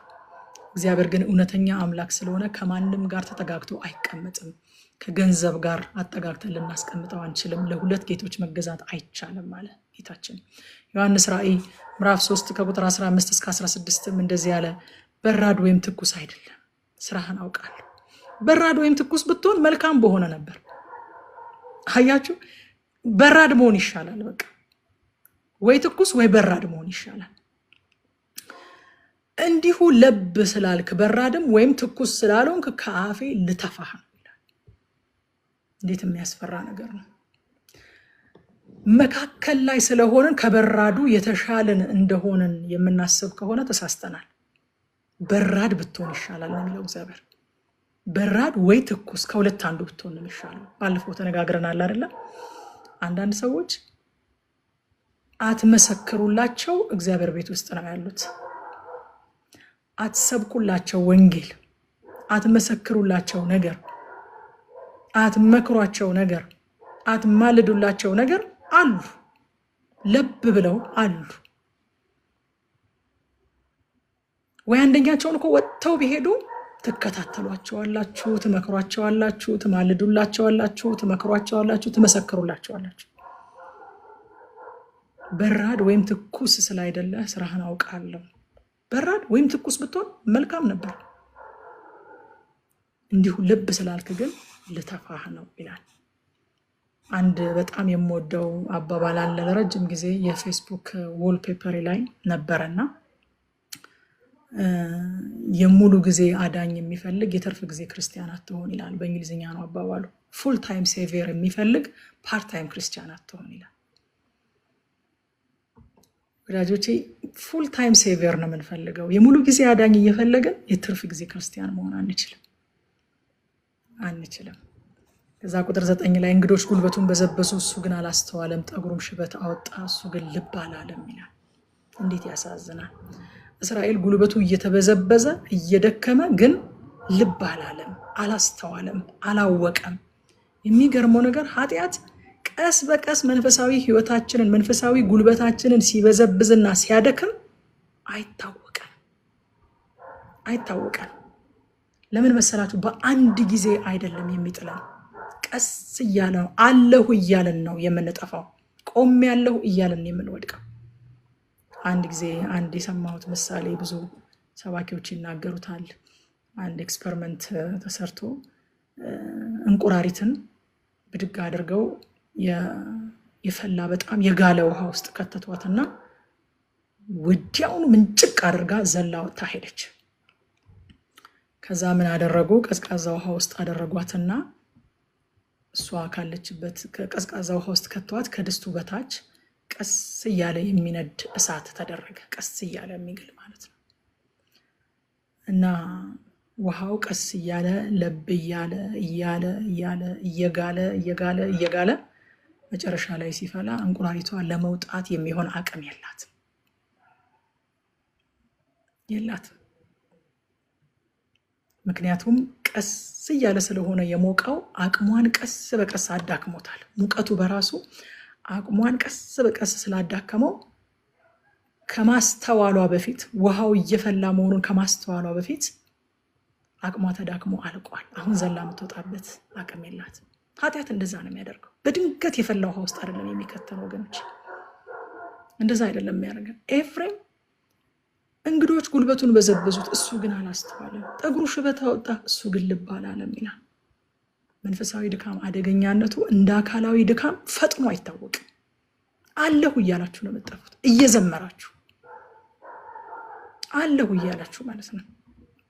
ልክ እንደ እንቁራሪቷ ሰላም ነው እያለች ግን አቅሟ እየተበላ መጨረሻ ላይ እኮ በቃ መቋቋም ማትችለው ደረጃ ላይ እንደደረሰ ውሃው ይታወቃታል እኮ፣ ግን ለመውጣት የሚሆን አቅም በዛ ሰዓት የለም። እንደዛ ነው የሚሆነው። በቆይታ ኃጢአት እንደዛ ነው የሚያደርገው። ልክ ነቅታችሁ ይሄ ነገር ትዳሬን፣ ቤቴን፣ ኑሮዬን፣ ሁሉ ነገሬን እኮ እየመታው ነው በምትሉበት ሰዓት ለመውጣት የሚሆን አቅም አልቋል። ራዕይ ዮሐንስ ምዕራፍ 3 ቁጥር 17 ላይ ሀብታም ነኝና ባለጠጋ ሆኛለሁ አንድስ እንኳ አያስፈልገኝም የምትል ስለሆንክ ጎስቋላና ምስኪን ድሃ እውርም የተራቆትክ መሆንን ስለማታውቅ ይላል። ይቺ ቤተክርስቲያን ራሷን እያታለለች ነበር። ሀብታም ነኝ እያለች ነው፣ ባለጠጋ ሆኛለሁ አንድስ እንኳ አያስፈልገኝም እያለች ነው። ግን በመንፈሳዊ ነገሯ ጎስቋላ፣ ምስኪን፣ ድሃ፣ እውር የተራቆተች ሆናለች። ሰልፍ ዲሰፕሽን ላይ ናት። ራሷን እያታለለች ነበር። ራስን ማታለል በጣም ትልቅ መንፈሳዊ ችግር ነው ወገኖች። አለሁ ማለት ሳንኖር የለሁም፣ ሳንኖር በቃ አለሁኝ ማለት በጣም ከባድ መንፈሳዊ ችግር ነው። ብዙ ጊዜ ፊዚካሊ ሲደክመን ደከመኝ ማለት አናፍርም። ውይ ዛሬ ደክሞኛል ማለት አናፍርም ፊዚካሊ ሲደክመን። በመንፈሳዊ ነገር ግን እንደ ደከመን እያወቀን እንኳን ደክሞኛል ብለን መናገር እናፍራለን። አለሁ ነው የምንለው። አለሁ ነው የምንለው። በቃ ድምፃችንን ከፍ አድርገን በመጸለይ በልሳን በመጮህ መዝሙር ሲዘመር እጃችንን ከፍ አድርገን በማንሳት እንደውም መኖራችንን ለማሳየት አለሁ ለማለት የተለያዩ ተጨማሪ አክቲቪቲዎችን ሁሉ እናደርጋለን። ለምን? ይህችን ቤተክርስቲያን የተራቆትሽ መሆንሽን አታውቂም ይላታል እግዚአብሔር። ያ ሰልፍ ዲሰፕሽን ነው። ቁጥር 10 እስከ 12 እስራኤል አእምሮ እንደሌላት እርግብ ነው ይላል እግዚአብሔር። ለምን ከተባለ እርዳታ ፍለጋ ወደ እግዚአብሔር በመጮህ ፋንታ አንዴ ወደ ግብፅ አንዴ ወደ አሶር ይጮሃሉ። አእምሮ የሌላት እርግብ ናቸው እስራኤላውያን ይላል። ስንፈራ ወደ ማን ነው የምንጮኸው ወዳጆች? ወደ ማን ነው የምንጮኸው? እግዚአብሔር አስቀድመን ወደ እሱ እንድንጣራ ይፈልጋል። ብዙ ጊዜ ግን ልምዳችንን አይታችሁ ከሆነ የሆነ ችግር ሲገጥመን ህመም ሊሆን ይችላል ወይ የሆነ ነገር ይችላል፣ እንትን ሄደሻል፣ እንትን ሞከረሻል፣ እንትን አጋደወልሽለት፣ እንትን አንጠይቀሻል፣ እንትንስ አድርገሻል ና እንባባልና ሁሉንም ነገር ሞክሬያለሁ ካለን ያ ሰው እንግዲህ መጸለይ ነው። የመጨረሻ አማራጭ ማድረጋችን ክፉ አይደለም፣ ግን የመጀመሪያም የመጨረሻም አማራጫችን ሊሆን ነው የሚገባው። ወደ እግዚአብሔር መጮህ የመጨረሻ ብቻ ሳይሆን የመጀመሪያም አማራጫችን ሊሆን ይገባል። መጀመሪያ ጸልየሻል ብለን አንጠይቅም። አይታችሁ ከሆነ እንትን አድርገሻል፣ እንትን አድርገሻል፣ እንትን አድርገሃል፣ እንትን አድርገሃል ካልን በኋላ እንግዲህ መጸለይ ነው። ምን ይደረጋል? ምን ባባለው እርግቦች፣ አእምሮ የሌላቸው እርግቦች ማለት ናችሁ እናንተ ይላቸዋል እግዚአብሔር። እዛ ከቁጥር 13 እስከ 16 ከልባቸው ወደ እኔ አይጮሁም አለ። ያለቅሳሉ እኮ የሚያስለቅሳቸው ግን የመከራ ብዛት ነው እንጂ የንስሐ ጽጽት አልነበረም። ሰው ስላለቀሰ ንስሐ ገብቷል ማለት አይደለም ወዳጆች። የመከራው ጫና ነው የሚያስለቅሳቸው፣ ምሬት ነው የሚያስለቅሳቸው እንጂ እግዚአብሔርን ስለበደሉ ተጸጽተው በንስሐ አልነበረም እያለቀሱ የነበረው። ይጮሃሉ ግን ወደ እኔ አይደለም ይጮሁታል እግዚአብሔር። ከልባቸው አይደለም የሚጮሁታል። ከችግር ለመውጣት ማልቀስና እውነተኛ ንስሐ በጣም የተለያዩ ነገሮች ናቸው። እኔ እውነተኛ ያልሆኑ ይቅርታዎችን እምላቸዋለሁ። ሰው እጅ ከፍንጅ ስለተያዘ መፈናፈኛ ስለሌለው ይቅርታ ሲጠይቅና ወዶና ፈቅዶ ራሱ ጥፋቱን አድሚት አድርጎ እስከዛሬ ድረስ እንደዚህ ስበድል ነበር፣ አንተ ባታውቅ አንተ ባታይም እግዚአብሔር አይቷል፣ ህሊናይም ያውቃል፣ ስለዚህ ይቅርታ አድርግልኝ ብሎ ሲጠይቅ የሰማይና የምድር ያህል የተለያዩ ነገሮች ናቸው። ያኛው የሆነ አጣብቂኝ ውስጥ ገብቷል፣ ያን ነገር መፍታት አለበት። ስለዚህ በቃ ጀስት ይቅርታ የሆነች ማምለጫ በር ናት ማለት ነው። ይሄኛው ግን ተረድቶ አስቦ ኮንቪክትድ ሆኖ ነው የሚያደርገው። እዛ ቁጥር 15 ላይ እኔ አሰለጠንኳቸው አለ እግዚአብሔር፣ አጠነከርኳቸውም፣ እነሱ ግን አደሙብኝ። አይገርምም? እኔ አሰልጥኛቸው፣ እኔ አጠንክሬያቸው፣ እነሱ ግን አደሙብኝ። እግዚአብሔር በሰጠን ነገር እግዚአብሔርን እናክብር።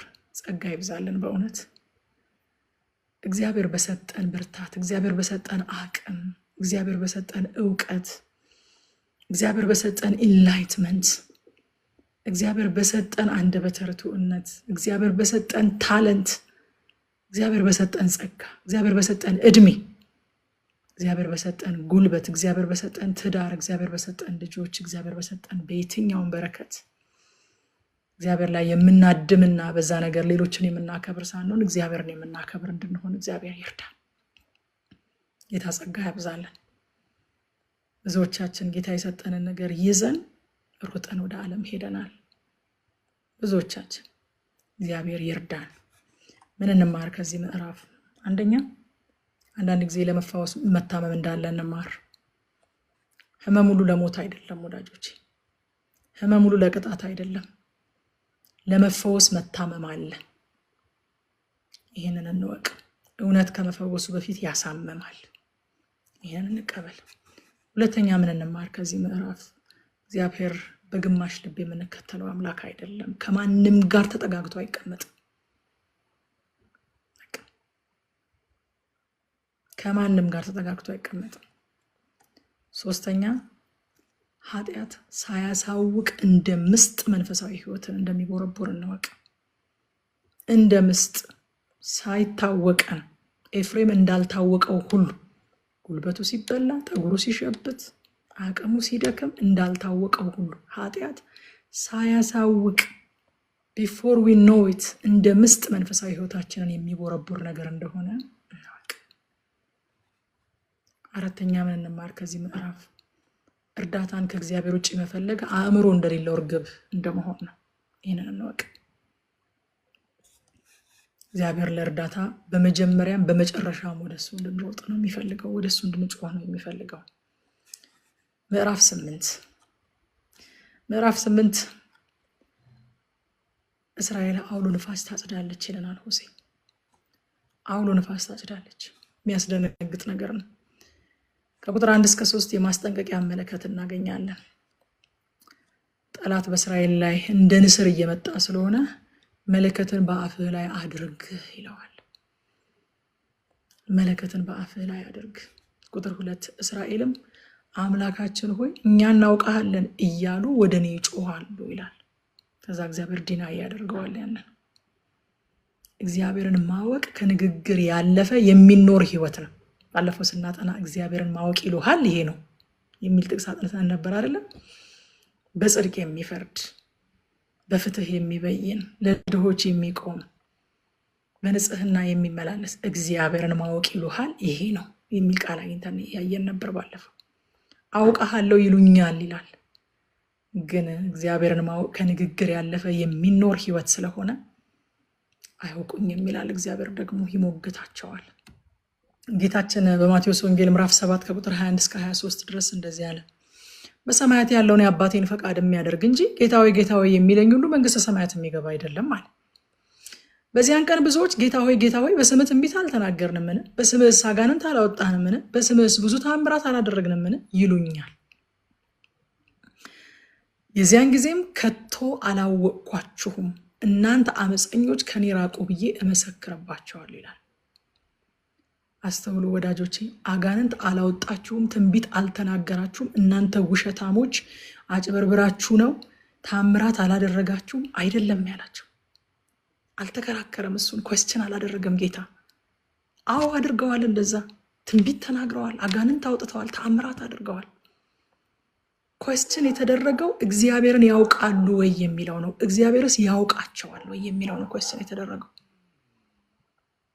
እናንተ አመፀኞች ትንቢት አልተናገራችሁም እላችኋለሁ አይደለም፣ ከእኔ ራቁ፣ አላወቅኳችሁም፣ ከቶ አላወቅኳችሁም። ፐርሰናል ትውውቅ የለንም። ህይወታችሁ እኔን የሚያውቅ ሰው ህይወት አልነበረም እላችኋለሁኝ አለ ጌታ። ቲቶ ምዕራፍ 1 ቁጥር 16 ላይ ሐዋርያው ጳውሎስ እግዚአብሔርን እንዲያውቁ በግልጥ ይናገራሉ አለ። ዳሩ ግን የሚያስጸይፉና የማይታዘዙ ለበጎ ስራም ሁሉ የማይበቁ ስለሆኑ በስራቸው ይክዱታል ይላል። ዋው!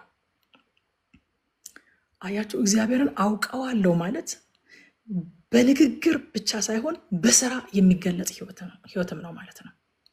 እነዚህ ሰዎች በንግግራቸው በግልጥ እግዚአብሔርን እንደሚያውቁ ይናገራሉ፣ በስራቸው ግን ይክዱታል፣ አያውቁትም። ንግግር ብቻ ሳይሆን ድርጊትም ነው ማለት ነው እግዚአብሔርን ማወቅ። በአንደበት ብቻ ሳይሆን በኑሮ የሚገለጥ ነገር ነው ማለት ነው እግዚአብሔርን ማወቅ። ስለ እግዚአብሔር ማወቅ እግዚአብሔርን ማወቅ አይደለም።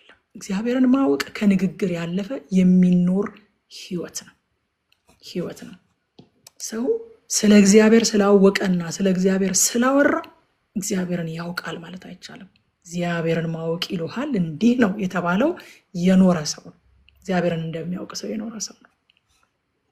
ቁጥር 4 ላይ ያለኔ የፈቃድ ነገስታትን አነገሱ፣ እኔን ሳይጠይቁ አለቆችን መረጡ፣ በብራቸውና በወርቃቸው ለገዛ ጥፋታቸው ጣዖታትን ለራሳቸው ሰሩ ይላል። ያለኔ ፈቃድ እኔን ሳይጠይቁ። አያችሁ፣ የእግዚአብሔርን ጥቅሙን ነው እንጂ ጌትነቱን አይፈልጉ። ጥበቃውን ይፈልጋሉ፣ ምሪቱን ይፈልጋሉ፣ አቅራቦቱን ይፈልጋሉ፣ ግን ጌትነቱን አይፈልጉ። እሱን ጌታ አድርገው እሱን አስፈቅደው ለሱ አሳውቀው መንቀሳቀስ አይፈልጉ።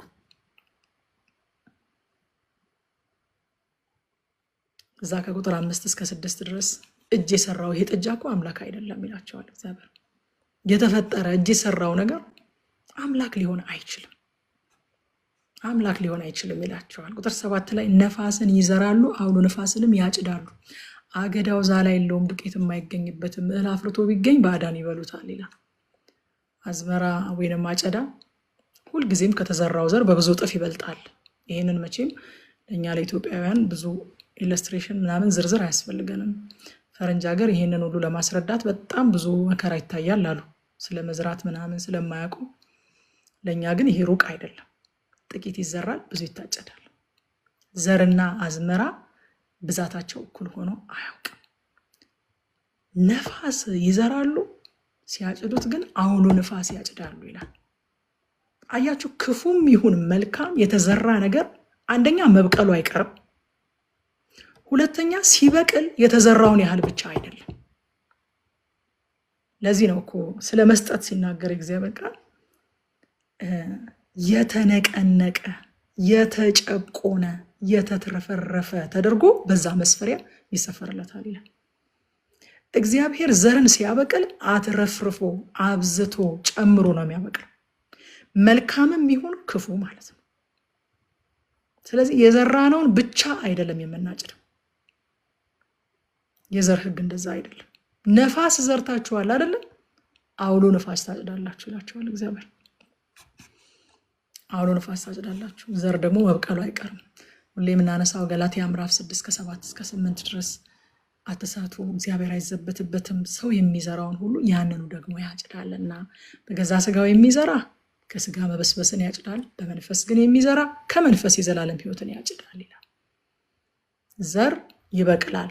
ሲበቅል አፍተር ኢትስ ካይንድ ዘፍጥረት 1 ላይ እንዳለው እንደ ወገኑ ታብቅል አይደለም የሚለው፣ እንደ ወገኑ ነው የሚበቅለው ወዳጆች። መልካም ነገር ዘርታችሁ ክፉ ነገር አታጭዱ። ይሄ የዘር ህግ አይደለም። እንደ ወገኑ ነው የሚያበቅለው። መብቀሉ አይቀርም። ሲበቅል እንደ ወገኑ ነው የሚበቅለው። ደግሞ በዝቶ ነው የሚበቅለው። ያዕቆብ ምዕራፍ 1 ከቁጥር 14 እስከ 15 ድረስ። ነገር ግን እያንዳንዱ በራሱ ምኞት ሲሳብና ሲታለል ይፈተናል። ከዚህ በኋላ ምኞት ጸንሳ ኃጢአትን ትወልዳለች፣ ኃጢአት ካደገች በኋላ ሞትን ትወልዳለች ይላል። ዘሩ ምን ነበረ? ምኞት ነበረች። ምኞት ነበረች። እንደው በቃል ደረጃ ራሱ ከ10ቱ ትእዛዛት በጣም አጭሯ ምኞት ትባላለች ዘሯ። ከዛ ግን ምኞት ጸንሳ ኃጢአትን፣ ምኞቷን አትቀርም፣ ዘር ናታ፣ ኃጢአትን ትወልዳለች፣ ኃጢአትም ካደገች በኋላ ሞትን ትወልዳለች። ከቁጥር 8 እስከ 10 እስራኤል ለእርዳታ ወደ አህዛብ ሲጮሁ እናያቸዋለን። እግዚአብሔር ቀደም አእምሮ የሌለው እርግብ ብሏቸዋል። አሁን ደግሞ ለብቻው እንደሚባዝን የዱር አህያ ሆነዋል ይላል። የዱር አህያ ሆነዋል።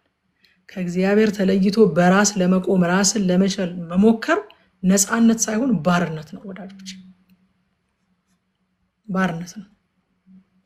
ምክንያቱም ጌታ እኔ የወይን ግንድ ነኝ እናንተ ቅርንጫፎቼ ናችኋልና ያለ እኔ ምንም ልታደርጉ አትችሉ፣ በእኔ የሚኖር እኔም በእርሱ እርሱ ብዙ ፍሬ ያፈራል። ከእግዚአብሔር ነፃ ለመሆን መሞከር ለትክክለኛ ባርነት ታልፎ ለመሰጠት ራስን ማዘጋጀት ነው። ምክንያቱም አፈጣጠራችን ከሱ ጋር ለመጣበቅ በሱ ለመደገፍ ነው እንጂ በራሳችን ለመቆም አይደለም።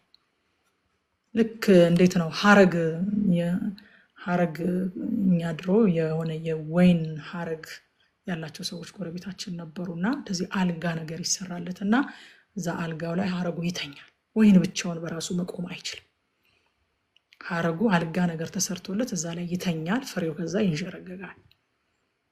ወዳጆቼ ልክ እንደዛ ነን እኛ። በሱ ላይ የምንደገፍ ማፍራት ካለብን በሱ ላይ መደገፍ አለብን። አፈጣጠራችን በራሳችን ቀጥ ብለን ለመቆምና ራሳችንን ችለን ለመኖር አይደለም፣ በሱ ላይ ለመደገፍ ነው የተፈጠረው። ቁጥር 11 እስከ 13 መሰዊያ በታበዙም ኃጢአታችሁ ይበዛል ይላቸዋል። መሰዊያ ያበዛሉ፣ በየቦታው ደግሞ መሰዊያ ይሰራሉ፣ አዳዲስ መሰዊያ በታበዙም ኃጢአታችሁ በዛው ልክ ይበዛል ይላል። ሃይማኖተኝነታቸው እየከረረ ህይወታቸው ግን ከእግዚአብሔር እየራቀ ይሄድ ነበር። ወዳጆቼ እኔ በጣም ይገርመኛል። እኔ በዚህ እድሜ ካየሁት እንደው ካስተዋልኩት ነገር እንደዚህ ዘመን ሃይማኖት የከረረበት ዘመን የለም። ልክ ነኝ? ሁሉም በየሃይማኖቱ እንደዚህ ዘመን ሃይማኖትን ያከረረበት ዘመን የለም። እኔ ሳድግ ልጆኜ አስታውሳለሁኝ ጎረቤቶቻችን፣ ዛሬም በጣም የምወዳቸው የማከብራቸው ጎረቤቶች አሉኝ። ሙስሊም እና ክርስቲያን ተለይቶ እስከማይታወቅ ድረስ እንደው ድብልቅ ብለን ነበር ያደግነው። ድብልቅ ብለን የእስላም በዓል ቀን እኛ ቤት የሆነ ነገር ይደረግላቸዋል። ጎረቤታችን በጣም የምወዳት ጎረቤታችን የልደታ ቡና እኔ ጋር ሳይጠጣ እንዴት እናንተ ጋር ታፈላላችሁ ብላ ስትቆጣ አስታውሳለሁ። የእናቴ ጓደኛ ሙስሊም አብረው ጸበል ሲሄዱ አስታውሳለሁ። የዚህን አክል ሰዎች በጣም ለሃይማኖታቸው ልል ነበሩ። እንደዚህ ዘመን ሃይማኖት የከረረበት የለም። እንደዚህ ዘመንም ክፋት የበዛበት ዘመን የለም። ሃይማኖተኝነት ሰውን ከክፋት እንደማይከለክል ጥንትም በእግዚአብሔር ቃል ተጽፏል፣ ዛሬም ደግሞ እያየነው ነው። ሃይማኖተኝነትና መንፈሳዊነት በጣም የተለያዩ ነገሮች ናቸው ወዳጆች። እንደ ዘንድሮ ሃይማኖተኝነት፣ እንደ ዘንድሮ አክራሪነት እውነትም ፉክክር ነው እንጂ ይሄ መንፈሳዊነት አይደለም። ልዩነትን ማቀንቀን፣ ፉክክርን ማቀንቀን፣ ሃይማኖተኝነትን ማጥበቅ ነው እንጂ መንፈሳዊነት ስላልሆነ ምንም አይነት ለውጥ አይታይም። ጭራሽ ክፋት እየጨመረ ጆሮን ጭው የሚያደርግ ነገር በዚህ ሃይማኖት በከረረበት ዘመን የሰማነው። በዚህ ዘመን የሰማነው። በዛም ዘመን እስራኤል ሃይማኖተኝነታቸው እየከረረ ህይወታቸው ግን ከእግዚአብሔር እየራቀ ይሄድ ነበር። ለዚህ ነው ጌታ ማቴዎስ ወንጌል ምዕራፍ 15 ቁጥር 8 እና 9 ይሄ ህዝብ አለ በከንፈሩ ያከብረኛል፣ ልቡ ግን ከኔ በጣም የራቀ ነው። የሰውም ስርዓት የሆነ ትምህርት እያስተማሩ በከንቱ ያመልኩኛል ብሎ በእውነት ትንቢት ተናገረ። እግዚአብሔር በሃይማኖት ሳይሆን በእውነትና በመንፈስ የሚያመልኩትን ነው የሚፈልገው ወገኖች። ሃይማኖት አይቀድስም። ሃይማኖት ሰውን ከክፋት አይመልስም። መንፈሳዊነት ነው የሚጠቅመው። በእውነተኛ ልብ ወደ እግዚአብሔር መመለስ ነው የሚጠቅመው። ቁጥር 14 ላይ የእስራኤል ህዝብ ለራሳቸው ታላላቅ ቤተመንግስቶችን ሰርተዋል፣ እኔ ፈጣሪያቸውን ግን ረስተዋል። የይሁዳ ህዝብ ብዙ የተመሸጉ ከተሞችን ሰርተዋል፣ ስለዚህ ከተሞቻቸውና ምሽጎቻቸውን የሚያቃጥል እሳት እልክባቸዋለሁ። ምንድነው ዋናው ፕሮብለማቸው? እስራኤል ፈጣሪያቸውን ረስተዋል። የችግራቸው ሁሉ ምንጭ አለማወቅ ሳይሆን መርሳት ነው። ከዚህ በፊትም አይተናል አይደለም? የእግዚአብሔርን ቃል ስናጠና የእስራኤል ችግር በዋናነት አለማወቅ አይደለም። ኢንፎርሜሽን አላቸው፣ ግን ፈጥነው ይረሳሉ። ረስተዋል፣ እግዚአብሔርን ረስተዋል። አብዛኛውን ጊዜ የእግዚአብሔር ሕዝብ የሚገባበት ወጥመድ ከመነሻው የሆነ ግልጽ የሆነ አመፅ ውስጥ አይደለም የሚገባው። ቀስ በቀስ የሚከሰት እግዚአብሔርን መርሳት ውስጥ ነው የሚገባው። እግዚአብሔርን ከጉዳዩ እያስወጣ፣ ከህይወቱ እያስወጣ፣ ከንግግሩ እያስወጣ፣ ከሐሳቡ እያስወጣ፣ ከፕሮግራሙ እያስወጣ እግዚአብሔርን መርሳት ነው የእግዚአብሔር ሕዝብ ዋና ወጥመድ። እግዚአብሔርን መርሳት ማለት ነው። እግዚአብሔር የሚባል አምላክ እንዳለ ከሜሞሪያችን መሰረዝ እኮ አይደለም። እግዚአብሔርን መርሳት ማለት እግዚአብሔርን ኮንሲደር አለማድረግ፣ በምናደርጋቸው ነገሮች ሁሉ እግዚአብሔርን ኮንሲደር አለማድረግ። እግዚአብሔር በዚህ ደስ ይሰኛል ወይ? በእግዚአብሔር ፊት እንደሚኖር ሰው እግዚአብሔር በዚህ ደስ ይሰኛል ወይ? እግዚአብሔር በዚህ ያዝናል ወይ? እግዚአብሔር በዚህ ጉዳይ ምን ይላል? ጌታ ሆይ ልሂድ ወይ? ጌታ ሆይ ልቅር ሆይ? እግዚአብሔር አንተ በዚህ ደስ ትሰኛለህ ወይ? እግዚአብሔር በህይወቴ ያለው ዓላማ ምንድን ነው? እንደዚህ እግዚአብሔርን ኢንቮልቭ የምናደርግባቸውን ነገሮች ቀስ በቀስ ከህይወታችን እያስወጣን በራሳችን ፈቃድ፣ በራሳችን ዓላማ፣ በራሳችን መንገድ መጓዝ ነው እግዚአብሔርን መርሳት ማለት እንጂ እግዚአብሔር የሚባል አምላክ እንዳለ እንኳን እኛ ኤቲስቶች፣ አምላክ የለሾች እንኳን ከአእምሯቸው ሊፍቁት የማይችሉት እውነት ነው። እስራኤል ፈጣሪያቸውን ረስተዋል። ሃይማኖታዊ ስራዎታቸውን አስታውሰው ይፈጽማሉ፣ እግዚአብሔርን ግን ረስተዋል። አንዳንዶቻችን ወዳጆች የቸርች እንሄዳለን፣ መድረክ ላይ እንቆማለን፣ እናገለግላለን፣ የተለያዩ ህብረቶች ላይ እንካፈላለን፣ ፕሮግራሞች አያመልጡንም። ግን እግዚአብሔር ከህይወታችን ወጥቷል፣ ተረስቷል። አይጠየቅም። ትወደዋለህ ወይ አይባልም። ትጠላዋለህ ወይ? በዚህ ደስ ይልሃል ወይ? ምን ትላለህ ስለዚህ ጉዳይ? ላድርገው ወይ? ትከብርበታለህ ወይ? ወዴት ትልከኛለህ? ምን ልናገርልህ አይባልም፣ አይጠየቅም፣ ተረስቷል። አክቲቪቲዎች ግን እንዳሉ ናቸው። ኳየር አይቀርም፣ የዲያቆናት ህብረት አይቀርም፣ ቸርች ፕሮግራም አይቀርም፣ የማታው የእሑዱ አይቀርም። አክቲቪቲዎቹ አሉ። እግዚአብሔር ግን ከውስጣቸው ወጥቷል። እግዚአብሔር ምህረት ያደርግልን። እግዚአብሔርን ከረሱ ህብረቶች እግዚአብሔር ይጠብቀን። ዕብራውያን ምዕራፍ 2:1 ላይ እንደዚህ ያለ የዕብራውያን ጸሐፊ፣ ስለዚህ ከሰማነው ነገር ምናልባት እንዳንወሰድ ለእርሱ አብልጠን ልንጠነቀቅ ያስፈልገናል ይላል። አያችሁ፣ ተጠንቀቁ የተባልነው አሁን ከሰማነው ነገር ምናልባት እንዳንወሰድ፣ እንዳይጠፋብን፣ እንዳንረሳ ተጠንቀቁ ይለናል። መንፈሳዊ ውድቀት የሆነ በድንገት ሰደንሊ በአንድ ጊዜ ሳይሆን የሚመጣው ቀስ በቀስ ነው። ቀስ በቀስ ነው እግዚአብሔርን ከህይወታችን የምናስወጣው። ትላንትና ሁሉን ነገር ከጌታ ጋር ሪሌት የምናደርግ የነበርን ሰዎች ነገ ማለዳ ተነስተን ሁሉን በራሳችን ማድረግ አንጀምርም።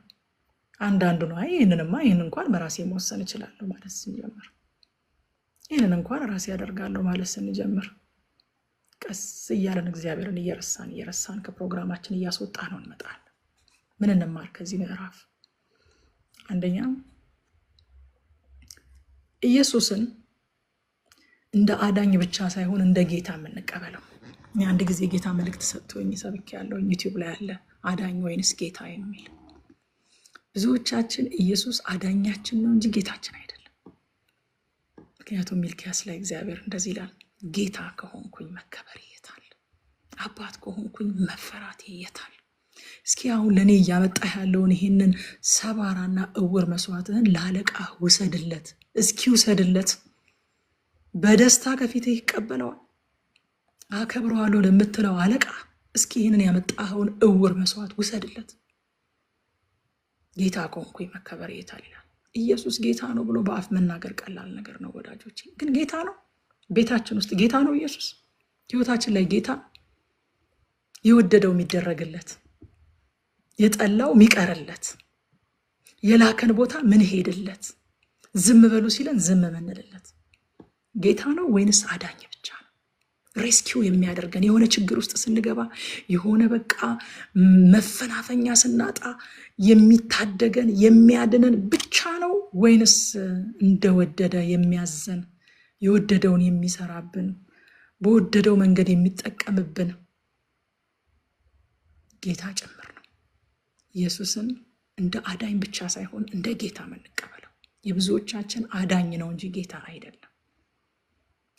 ልባችን ያውቀዋል። የራሳችን ጌቶች ነን። በገንዘባችን ላይ እኛ ነን ጌታ፣ በቤታችን ላይ፣ በቀናችን ላይ፣ በእድሜያችን፣ በፕሮግራሞቻችን ላይ፣ በእቅዳችን ላይ እኛ ነን ጌታ። እናውቀዋለን እኮ ወገኖች። ለምን እንወሻሻለን? እናውቀዋለን። እኛ ነን የምናስተዳድረው፣ እኛ ነን የምንወስነው። ከኛ አንጻር ነው፣ ከስሜታችን አንጻር፣ ከጥቅማችን አንጻር፣ እኛን ከመሰለን ከኛ አናሊሲስ አንጻር ነው ነገሮች የሚወሰኑት እንጂ ጌታ ሆይ ምን ትላለህ ተብሎ አይደለም። ምን ትላለህ ተብሎ አይደለም። ሐዋርያት እኮ ወንጌልን ለመስበክ እንኳን እሱ ወደ መራቸው ቦታ ብቻ ነበር የሚሄዱት። እንግዲህ ወንጌል በየትኛውም ጊዜ በየትኛውም ቦታ መሰበክ ያለበት የምስራች ነው። ግን የኢየሱስ መንፈስ ከለከለን ብለው ይቀራሉ። አይገርማችሁም? የእውነት ጌታቸው ነበረ ኢየሱስ። አዳኛቸው ብቻ ሳይሆን የእውነት ጌታቸው ነበረ።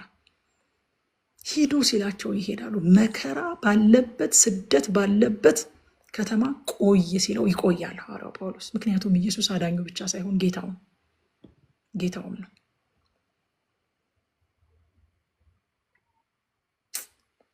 ሃሌሉያ። ኢየሱስን እንደ አዳኝ ብቻ ሳይሆን እንደ ጌታ እንቀበለው። ጸጋ ይብዛልን። ሁለተኛ፣ ክፉም ይሁን መልካም የምንዘራው ነገር በዝቶ ስለምናጭደው ምን እንደምንዘራ እንጠንቀቅ። ዘር ይበቅላል። ሲበቅል እንደ ወገኑ ያፈራል። ሲያፈራ ደግሞ ነፋስ ተዘርቶ አውሎ ነፋስ እንደተባለው በብዙ እጥፍ በዝቶ ያፈራል። መልካሞችን ነገሮች እኮ በሕይወታችን የበቀሉትን ነገሮች እናውቃቸዋለን። ዳዊት እንዳለ በቃ በእውነት እኔ አውቀዋለሁኝ፣ ጥቂት ዘርቼ ብዙ መልካም ነገር አጭጃለሁ። በእውነት ጌታ ጥቂት ጊዜ ሰጥቼው፣ ጥቂት እግሩ ስር ቁጭ ብዬ፣ ጥቂት ከቃሉ ጋር ጊዜ ያሳልፍ ለብዙ ለበረከት ሲያደርገው እግዚአብሔር አይቻለሁ። የዘራሁትን ያክል አይደለም፣ በእውነት ያው ዘር ስለሚበዛ እንጂ የዘራሁትን ያክል አይደለም። ወገኖች ክፉም ነገር መልካም ነገር ስንዘራው መብቀሉ አይቀርም። ሲበቅል አፍተር ኢትስ ካይንድ እንደ ወገኑ ነው የሚያበቅለው። ከዛ ደግሞ በዝቶ ነው የሚበቅለው። ስለዚህ ምን እንደምንዘራ እንጠንቀቅ። ጥቂትም ቢሆን መልካሙን ነገር እንዝራ። ሶስተኛ ከዚህ ምዕራፍ የምንማረው ከጌታ ተለይቶ በራስ መቆም ነፃነት ሳይሆን እውነተኛ ባርነት ነው። እውነተኛ ባርነት ነው። በቃ የሆነ የዓለም ውሸት አለ። በቃ ፍሪደም ይላችኋል። ፍሪደም እንትኑ ነው እኮ ማስታወቂያው፣ ከቨሩ ነው። ፍሪደም ውስጡ ቦንዴጅ ነው ያለው፣ ስሌቨሪ ነው ያለው። ፍሪደም በቃ ምን ታገኛለህ? ወደ ዓለም ብትሄድ ፍሪደም ነው። በቃ በፍሪደም የፈለግከውን ማድረግ። ወንድሜ ፍሪደም የሚባል ነገር የለም። እውነተኛ ነፃነት ያለው በክርስቶስ ውስጥ ነው። በነፃነት ልኖር ክርስቶስ ኢየሱስ ነፃ አወጣን ይልና ዳግመኛ በባርነት ቀንበር ደግመን እንዳንያዝ እንጠንቀቅ። ከዛ ውጭ ያለው የባርነት ቀንበር ነው እንጂ ፍሪደም አይደለም። there is no such a thing። ድሮ የነበርነው በባርነት ቤት ነው። ክርስቶስ ነፃ አውጥቶናል። ተመልሰን ከክርስቶስ ከወጣን ወደ ባርነት ነው የምንሄደው። yes አብዲ እግዚአብሔር ይባርክ። ፍሪደም is not free at all። it is not። እውነት ነው። አራተኛ የምንማረው እግዚአብሔርን መርሳት የመንፈሳዊ ውድቀት ስር መሰረቱ ነው። ስለዚህ እግዚአብሔርን ከፕሮግራማችን ከህይወታችን አናስወጣው ወገኖች። ምዕራፍ 9 አቤት ዛሬ ስንት ሰዓት እንደምጨርስም አላውቅም። ምዕራፍ 9 በእስራኤል ላይ የሚደርሰውን ቅጣት ነው የሚያሳየው። ምዕራፍ 9 ከቁጥር 1 እስከ 2 ድረስ እስራኤል ሆይ እንደ ሌሎች ህዝቦች ደስ አይበልሽ ይላታል። ደስ አይበልሽ እንደ ሌሎች ህዝቦች። እስራኤል ለእግዚአብሔር ጀርባዋን ሰጥታ በምድራዊ ብልጽግና ሐሴት እያደረገች ነው። በዚህ ወቅት በምድራዊ ብልጽግና በጣም ተትረፍርፈው ነበረ። ደስ አይበልሽ ይላታል እግዚአብሔር። ጥሩ አዝመራ ማግኘታቸው ሁሉ ሰላም እንደሆነ እግዚአብሔር እንደተቀበላቸው ማረጋገጫ አድርገው ወስዶት ነበር። አያቸው ወገኖች፣ ውጫዊ ስኬት ሁልጊዜ የመንፈሳዊ ጤንነት ማረጋገጫ ተደርጎ ሊወሰድ አይችልም። እሱንማ እዩት፣ በቃ ተባርኮ ትዳሩን፣ ልጆቹን፣ ምኑን፣ ቢዝነሱን እዩት። እግዚአብሔር ከሱ ጋር ነው። አዎ የእግዚአብሔር አብሮነት ቤትን ይባርካል። የእግዚአብሔር አብሮነት ያትረፈርፋል። ግን ውጫዊ ስኬት ሁል ጊዜ መንፈሳዊ ጤንነት ማረጋገጫ ተደርጎ ሊወሰድ አይችልም። እስራኤል በዚህ ሰዓት ላይ ውጫዊ ስኬት በጣም አላት እና ያንን ውጫዊ ስኬቷን አይታ እግዚአብሔር ከኛ ጋር ነው ማለት ነው፣ እግዚአብሔር ተቀብሎናል ማለት ነው የሚል መንፈስ ውስጥ ነበር ያለችው። ቁጥር 2 ላይ ስለዚህ ከእንግዲህ ወዲህ ካውድማችሁ እህልን ከመጭመቂያችሁ የወይን ጠጅን ከቶ አታገኝም፣ አዲስ የወይን ጠጅም አይገኝም ይላቸዋል እግዚአብሔር። እንደ ማረጋገጫ የወሰዱትን ነገር አጠፋዋለሁ ይላቸዋል እግዚአብሔር። አጠፋዋለሁ። አንዳንድ ጊዜ ምድራዊ ስኬት መንፈሳዊ ውድቀታችንን እንዳናይ ሊጋርድብን ይችላል። አይደለም ሌሎች ሰዎችን ራሳችንን እንኳን ሊያሳውረን ይችላል። ብዙ ጊዜ በምድራዊ ነገር የተሳካላቸውን የተከናወኑ ሰዎችን መንፈሳዊ ሕይወታቸውን መጠርጠር ይከብደናል። ቀን የከፋበትን ቀን የጎደለበትን ሲስተሙ አጋንንትም ክፉ ሰዎችም መውጫና መግቢያ ማለፊያ ያሳጡትን አጣብቂኝ ውስጥ ያስገቡትን ሰው ምናልባት እንግዲህ ህይወቱን ቢመረምር ጥሩ ነው እንላለን እኮ አይደል? ህይወቱን ቢመረምር በእግዚአብሔር ፊት ጊዜ ብትወስድ ጥሩ ነው የሚሉ ሰዎች አጋጥሟቸው ያውቁ? ነገር የከፋበት ሰው ላይ የሚበረቱ እና ደግሞ አዲስ ቤት የሰራውን አዲስ መኪና የገዛውን የምስጋና ፕሮግራም የሚያዘጋጀውን ቪዛ የተመታለትን ደግሞ በቃ አጸላለይህን ሁሉ አስተምረን ብንለው ደስ ይለናል። አንድ ሰው እንደዚህ ብሎኛል፣ እኔ ትምህርትም ሆነ ጸሎት ከተሳካለት ሰው ብቻ ነው መሰማው ነኝ። ከተሳካለት ሰው በቃ ለራሱ ያልተሳካለት ለራሱ ገና ነገሮች ያልተስተካከሉለት ሰው እንዲጸልይልኝም እንዲያስተምረኝም አልፈልግም። ወገኖቼ ምድራዊ ስኬት ሁሉ የመንፈሳዊ ደህንነት ማረጋገጫ አይደለም። ድህነትም ክፉ ነገርም የመንፈሳዊነት ማረጋገጫ አይደለም። አንዳንድ ጊዜ ደግሞ ድሃ መሆን በጣም የመንፈሳዊነት ማሳያ እንደሆነ የሚያስቡ ሰዎች አሉ። ሁለቱም ማረጋገጫዎች አይደሉም። በእግዚአብሔር ቃልና በእግዚአብሔር መንፈስ ነው ራሳችንን ፈትሸን ከእግዚአብሔር ጋር ደህና መሆናችንን የምናውቀው።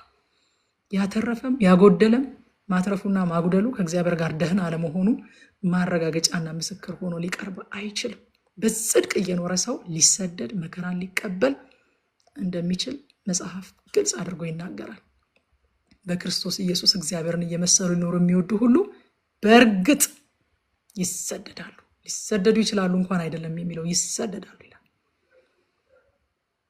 እግዚአብሔር ይባርካል። አዎ። ግን በጽድቅ እየኖሩ ደግሞ ሰው ሊሰደድ ይችላል፣ መከራ ሊቀበል ይችላል። አዎ። በበረከት ተተርፎ ደግሞ መንፈሳዊ ሕይወቱ የወደቀ ሊሆን ይችላል። አዎ። ስለዚህ በምን እንመርምረው? በመንፈስ ቅዱስ ኃይልና በእግዚአብሔር ቃል። እስራኤል ግን ከዚህ ወድቃ ነበረ። አንዳንዴ ራሳችንም ራሱ ልንታወር እንችላለን። ነገር ሲጠምብን ነው አንዳንድ ጊዜ ቆም ብለን እንደው በጌታ ፊት ራሳችንን ራሱ ለማየት የምንነሳሳው ነገር ሲጠምብን ነው። ሁሉ አልጋ ባልጋ ሲሆን፣ ስራ በወረፋ ሲሆን ጊዜም የለን ራሳችንን የምናይበት። እንኳን ሰዎችን ራሳችንን ልናስት እንችላለን። ከቁጥር 3 እስከ 6 ስደት ወይም ምርኮ እየመጣባችሁ ነው ይላቸዋል። ቁጥር 3 ላይ በእግዚአብሔር ምድር አይቀመጡም፣ ኤፍሬም ወደ ግብጽ ይመለሳል፣ የረከሰውን ምግብ በአሶር ይበላል ይላል። እንግዲህ ወደ ግብጽ ማለት የሆነ ጂኦግራፊካል ቦታ ብቻ አይደለም። ግብጽ ወደ ግብጽ መመለስ ማለት ወደ ባርነት መመለስ፣ ወደ ኋላ መመለስ ማለት ነው። በእግዚአብሔር የተዋጀና ነፃ የወጣ ሕዝብ ባለመታዘዝ ከጸና ወደ ነበረበት ሊመለስ ይችላል። ለዚህ ነው ገላትያ 5 ቁጥር 1 ላይ ጳውሎስ እንደዚህ ያለ በነፃነት ልንኖር ክርስቶስ ነፃ አወጣን ይልና እንግዲህ ጸንታችሁ ቁሙ፣ እንደገና በባርነት ቀንበር አትያዙ ይላል። ዋው! እድል አለ ማለት ነው እንደገና በባርነት ቀንበር የመያዝ። አዎ፣ ጸንተን ካልቆምን አዎ ትመለሳላችሁ ወደ ግብጽ ነው የሚላቸው ሆሴ። ወደ ኋላ ወደ ባርነት ትመለሳላችሁ ነው የሚላቸው። ሁለተኛ ጴጥሮስ ምዕራፍ 5 ቁጥር 20 ላይም ጴጥሮስ እንደዚህ ያለ ጌታችንና አዳኛችንን ኢየሱስ ክርስቶስን በማወቅ ከዓለም ርኩሰት ካመለጡ በኋላ እንደገና ተጠላልፈው ቢሸነፉ ይላል መመለስ ብቻ አይደለም፣ ከመጀመሪያው ይልቅ የኋለኛው ሁኔታቸው የከፋ ይሆንባቸዋል። የከፋ ይሆንባቸዋል። የእግዚአብሔርን እውነት አውቀው አይምሯቸው ህሊናቸው የደነዘዘባቸው ሰዎች ከመጀመሪያው ይልቅ የኋለኛው ሁኔታ የከፋ ይሆንባቸዋል። ካመለጡ በኋላ ወደ ኋላ ሲመለሱ ይላል። ኃጢአት ነፃነትን እሰጣችኋለሁ ብሎ ፕሮሚስ ቢያደርግም እውነታው ግን ባርነትን ነው የሚሰጠው። ስሌቨሪ፣ ተመልሰን ስሌቭ እንድንሆን ባሪያ እንድንሆን ወደ ቦንዴጅ ነው ተመልሶ የሚያስገባን። ከ7 እስከ 9 ነቢዩ እንደ ሞኝና እንደ እብድ ተቆጥሯል ይላቸዋል። እስራኤል አመፃቸው በዝቶ መልእክቱን በመቀበል ትንቢቱን በመቀበል ፋንታ መልእክተኛው ላይ ነቢዩ ላይ ጥቃት ይሰነዝሩ ነበር። እብድ ነው ይሉታል፣ ሞኝ ነው ይሉት ነበር። አያችሁ፣ የደነደነ ልብ ተግሳጽን በመቀበል ፈንታ በሚገስጸው ላይ ዞሮ ጠላት ይሆንበታል። ለዚህ ነው ሰነፍን አትገስጸው ይጠላሃል ይላል መጽሐፍ ቅዱስ፣ ጠቢብን ግን ገስጸው ይወድሃል ይላል። ሐዋርያት ሥራ ምዕራፍ 7 ላይ ታስታውሳላችሁ የእስጢፋኖስን ስብከት መጨረሻ ላይ ከቁጥር 52 እስከ 53 ድረስ ከነቢያት አላቸው፣ ከነቢያት አባቶቻችሁ ያላሳደዱት ማን ነው? የጻድቁንም መምጣት አስቀድሞ የተናገሩትን ገደሏቸው። በመላእክት ሥርዓት ሕግን ተቀብላችሁ ያልጠበቃችሁት እናንተም አሁን እርሱን አሳልፋችሁ ሰጣችሁት፣ ገደላችሁትም ይላል። መልእክተኛውን የሚቃወም መልእክቱን ብቻ ሳይሆን ላኪውንም ይቃወማል። ቁጥር 10 ላይ እግዚአብሔር እንዲህ ይላል እስራኤልን ባገኘሁት ጊዜ የወይን ዘለላን ከምድረ በዳ እንደማግኘት ነበረ። የቀድሞ አባቶቻችሁን ባየሁ ጊዜ የጎመራውን የበለስ ፍሬ እንደማየት ነበረ። ወደ በዓል ጴኦር በደረሱ ጊዜ ግን ራሳቸውን ለዚያ አሳፋሪ ጣዖት ለይተው አቀረቡ። እነርሱም እንደዚያ እንደሚወዱት ጣዖት የረከሱ ሆኑ ይላል። እግዚአብሔር እስራኤልን መውደዱን አላቋረጠም። ሕዝቡ ግን ልቡን ለጣዖታት ፍቅሩን ለሌሎች አማልክት ሰጥቷል። እግዚአብሔር ሁል ጊዜም የሚጠይቀው ከብሉይ እስከ አዲስ የሚጠይቀው አንድ ጥያቄ አለው። የቀደመው ፍቅርህን መልስ ይላል። ኤፌሶንን ቤተክርስቲያን ታስታውሳላችሁ። ራዕይ ምዕራፍ 2 ቁጥር 4 ላይ ዳሩ ግን የምነቅፍብህ ነገር አለኝ አለ፣ የቀደመውን ፍቅርህን ትተሃል። ፍቅራቸውን ለሌሎች ሰጥተዋል። እዛ ቁጥር 11 ላይ የኤፍሬም ክብር እንደ ወፍ በሮ ይጠፋል፣ መውለድ ማርገዝና መፀነስ የለም። ምንድናቸው እነዚህ ነገሮች? የህጉ እርግማን፣ ህጉን ካልጠበቁ ይደርስባቸዋል የተባሉት እርግማን፣ መካንነት፣ ማጣት፣ ጭንገፋ፣ መገደል ይደርስባቸዋል ይላቸዋል። ደግሞ ይሄ በእነሱ ላይ ብቻ ሳይሆን በልጆቻቸው ላይ ሁሉ ጉዳት እንደሚያስከትል ይነግራቸዋል። አያችሁ፣ ኃጢአት ግለሰብ ላይ አይቆምም። ኮንሲኮንሱ ወደ ትውልድ ይሻገራል። ለትውልድ በረከትን እንጂ ዕዳን የማናሳድር እንድንሆን እግዚአብሔር ጸጋ ያብዛልን። እዛ ከቁጥር 15 እስከ 17 አሳድዳቸዋለሁ ይላል እግዚአብሔር። በተለይ ቁጥር 17 ላይ እርሱን ስላልታዘዙ አምላኬ ይጠላቸዋል፣ እነርሱም በአሕዛብ መካከል በመንከራተት ይኖራሉ ይላል። የእስራኤል ችግር ለካ እውነትን አለማወቅ አይደለም፣ ኢንፎርሜሽን ማጣት አይደለም፣ ወይም ሃይማኖታዊ ስርዓቶችን አለመፈጸም አይደለም። በሚያውቁት እውነት አለመሄድ፣ አለመታዘዝን እስራኤል ችግር። እርሱን ስላልታዘዙ አምላኬ ይጠላቸዋል ይላል። መታዘዝ የሌለበት መስማት አይጠቅምም። ይሰማሉ፣ ሃይማኖታዊ ስርዓትን ይፈጽማሉ፣ ከቸርች አይቀሩም፣ ስብከት አያመልጣቸውም፣ ግን አይታዘዙ። ስለዚህ መስማት ብቻውን ደግሞ አያስመልጥም። እርሱን ስላልታዘዙ አምላኬ ይጥላቸዋል፣ እነርሱም በአሕዛብ መካከል በመንከራተት ይኖራሉ ይላል። ምን እንማር ከዚህ ምዕራፍስ? አንደኛ፣ መንፈሳዊ ጤንነታችንን በምድራዊ ስኬት ወይም በምድራዊ ብልጽግና አንለካ። የራሳችንንም የሰዎችንም ጀጅ አናድርግ። ሰዎችን ጀጅ አናድርግ። ሁለተኛ፣ ኃጢአት ወደ ነፃነት ሳይሆን መልሶ ወደ ባርነት እንደሚያስገባን እንወቅ። ቅድም አንድ ወንድም እየጻፈልን ነበረ፣ ፍሪደም ኢዝ ናት ፍሪ አት ኦል። የለም፣ ይቺ ዓለም በነገራችን ላይ በነፃ የምትሰጠው ምንም ነገር የላት። ምንም ታስተፋናለች። ከተቀበልናት እጥፍ ድርብ አድርጋ ትቀበለናለች። ታስከፍለናለች። ስታስከፍል እኮ አይተናል። ዋው እኔ በጣም ነው የምደነቀው በእውነት። አንዳንድ ነገሮችን እኮ ቁጭ ብለን አስተውለን ብናይ ለትምህርታችን እኮ በጣም የሚጠቅሙ ነገሮች አሉ። በእውነት እንደዚህ ሰማይ እስኪነካ ድረስ ዝናቸው ሰው ሲያያቸው ሁሉ ፌንት እስኪያደርግ ድረስ ተወዳጅነትና ዝናን ሰጥታቸው የነበሩ ሰዎችን ፍጻሜያቸውን ምን እንዳደረገችው እኮ ቆም ብለን ታሪክን ራሱ ብናይ በጣም በቂ እኮ ነው። ጥቅስ ነው እኮ ራሱ በእውነት በቂ እኮ ነው። ታሪክን እንኳን ቆም ብለን ብናይ የአንዳንድ ታዋቂ ሰዎች በዓለም አቀፍ ደረጃ ታዋቂ የነበሩ ሰዎች አሟሟታቸው እጅግ በጣም ያስደንቀኛል። እጅግ በጣም ለንስሐ የሚሆን ጊዜ እንኳን እንዳያገኙ መፈናፈኛ አሳጥታ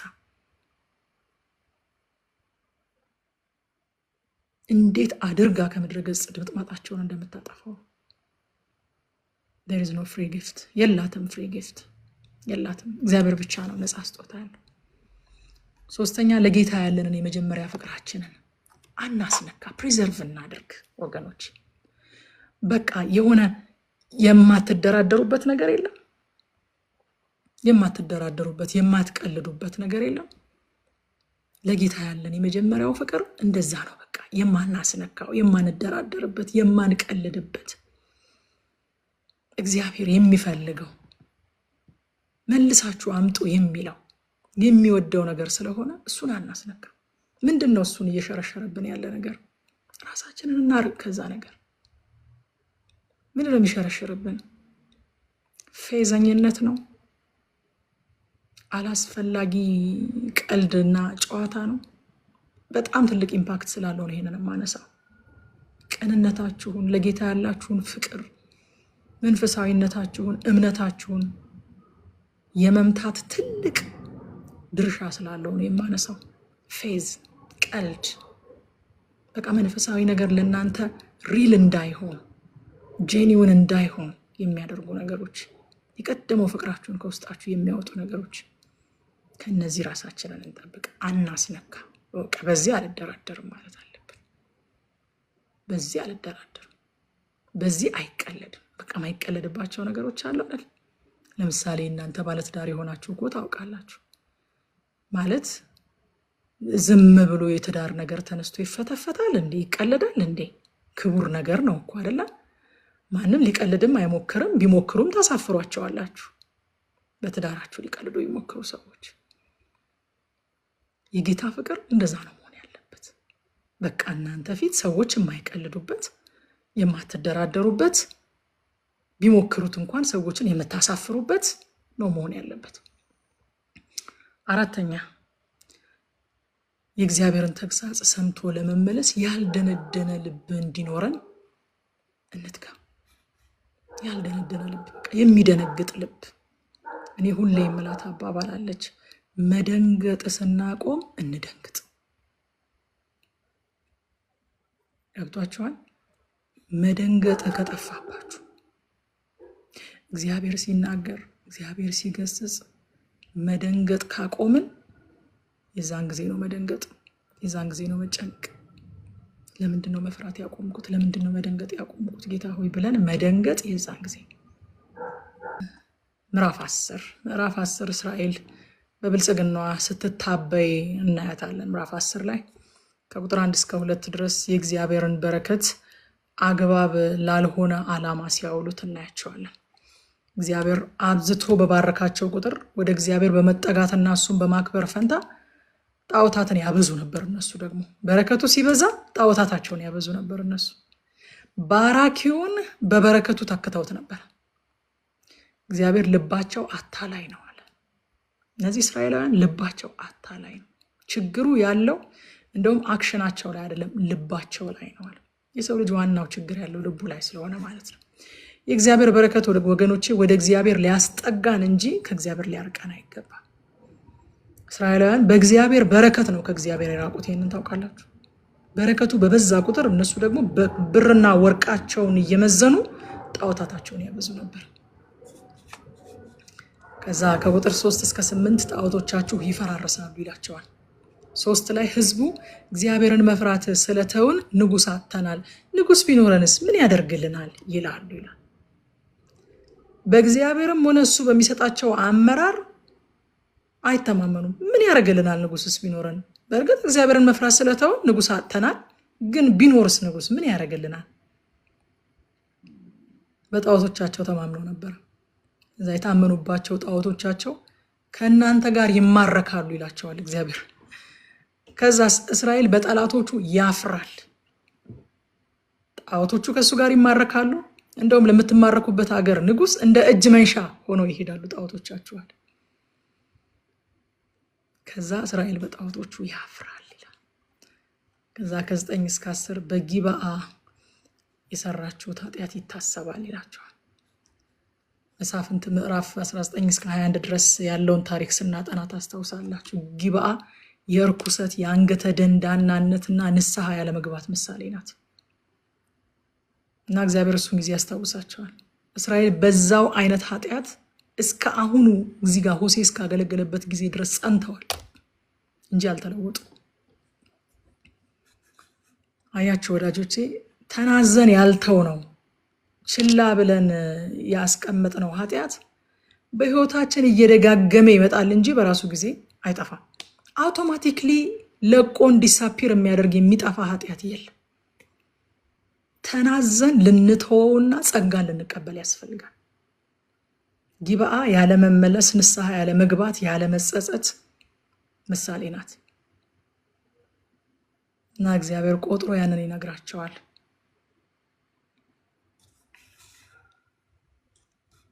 ከዛ ከ11 እስከ 13 ስለ መዝራትና ስለ ማጨድ ደግሞ ይነግራቸዋል። ጽድቅን ዝሩ፣ ጽኑ ፍቅርን እጨዱ ብያችሁ ነበረ፣ እናንተ ግን ክፋትን ዘርታችሁ ግፍን አጨዳችሁ ይላቸዋል። አያችሁ፣ አዝመራውን ያልወደደ ዘሩን ነው መቀየር ያለበት። እናንተ ሁላችሁ ታውቃላችሁ። በድንገት ወደ ማሳ ወጥቶ ይሄንን የበቆሎ አዝመራ አልወደድኩትም፣ እንዴት አድርጌ ወደ ስንዴ ልቀይረው ማለት ይቻላል እንዴ? አይቻልም። አሁን በቆሎ ዘርታል፣ በቆሎ ማጨድ ግድ ነው። ባይሆን ለሚቀጥለው ዓመት ስንዴ ትዘራለህ፣ ከዛ ስንዴ ይበቅላል፣ ስንዴ ታጭዳለህ። አዝመራን መቀየር አይቻልም። መቀየር የሚቻለው ዘርን ነው። ስለዚህ እግዚአብሔር ዘሩን ቀይሮ እያላቸዋል። ያዕቆብ ምዕራፍ 3 ቁጥር 18 ላይ የጽድቅን ፍሬ ሰላምን ለሚያደርጉ ሰዎች በሰላም ይዘራል ይላል። ጽድቅን የሚዘራ ሰላምን ያጭዳል። ወገኖቼ፣ ግልጽ ሊሆንልን የሚገባ ነገር ድንገተኛ አዝመራ የለም። ወይ ስንዴ በቀለ አትሉም። በቆሎ ዘርታችሁ ሰርፕራይዝ አያደርጋችሁ። በአጭር ቃል ሰርፕራይዝ አያደርገንም አዝመራ። እኔ ሁሌ የምለው ነገር አለ። እቤታችን ሆነን ያልተቀባነው ሽቶ አደባባይ ላይ በድንገት ወይ ሽቶ አይገርምም ሽቶ ምናምን ሰርፕራይዝ ሆናችሁ ታውቃላችሁ? ከቤት ያልተቀባችሁትን ሽቶ በጭራሽ። የዘራነው ነገር ነው የሚበቅለው፣ እናውቀዋለን። ሰርፕራይዝ የለም፣ ድንገተኛ አዝመራ የለም። ከዛ እዳሪውን መሬት ረሱ ይላቸዋል ደግሞ እግዚአብሔር። ምን ማለት ነው? የደነደነውን ልብ አለስልሱ እያላቸው አለስልሱ። እዛ ከቁጥር 14 እስከ 15 ፍርድ እየመጣ ነው ይላቸዋል ደግሞ። ፍርድ እየመጣ እግዚአብሔር ጽድቅን ዝሩ፣ ልባችሁን ገር አድርጉ፣ እኔን ፈልጉ ሲላቸው ወደ ፍርድ እንዳይገቡ እያስጠነቀቃቸው ነው።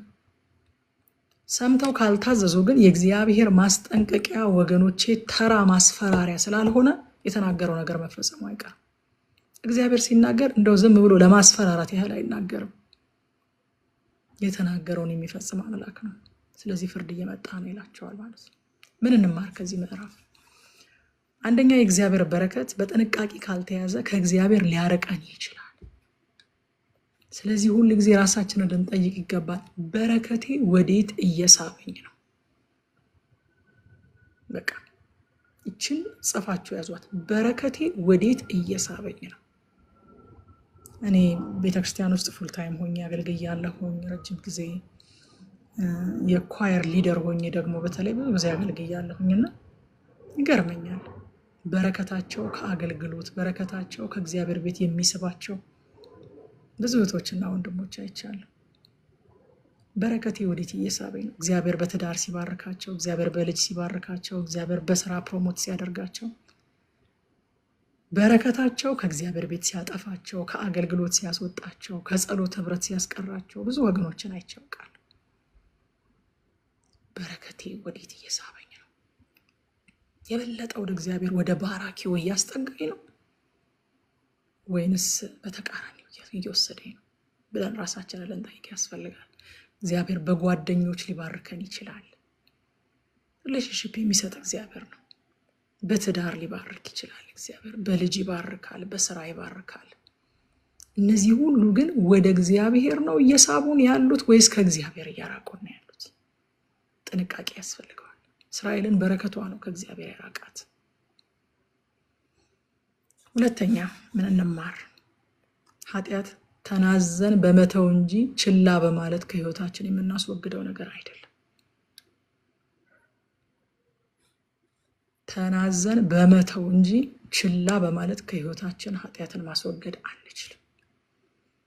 አውቶማቲክሊ በኖ የሚጠፋ ኃጢአት የለም። ቢየርዬ ቅድም እየጻፈች ነበረ፣ ጅኒ ጮሆ ይወጣል እያለች ነበረ። ኃጢአት ግን ጮሆ አይወጣም ወዳጆች፣ ጮሆ አይወጣም። ተናዘን ልንተወው ያስፈልጋል።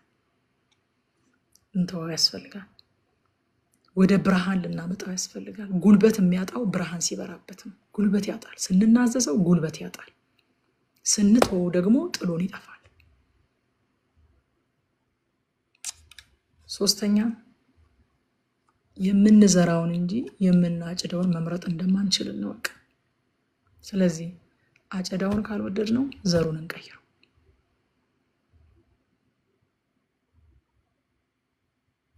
አራተኛውና የመጨረሻው እግዚአብሔር ማስጠንቀቂያ የምህረቱና የፍቅሩ መገለጫ ነው እንጂ ተራ ማስፈራሪያ አይደለም። ስለዚህ በአክብሮት እንስማው። እግዚአብሔር ሲያስጠነቅቅ፣ እግዚአብሔር ተመለሱ ሲል የምህረቱና የፍቅሩ መገለጫ ነው እንጂ ተራ ማስፈራሪያ አይደለም። ስለዚህ አክብረን እንያዘው። ጌታ ኢየሱስ ይባርካችሁ።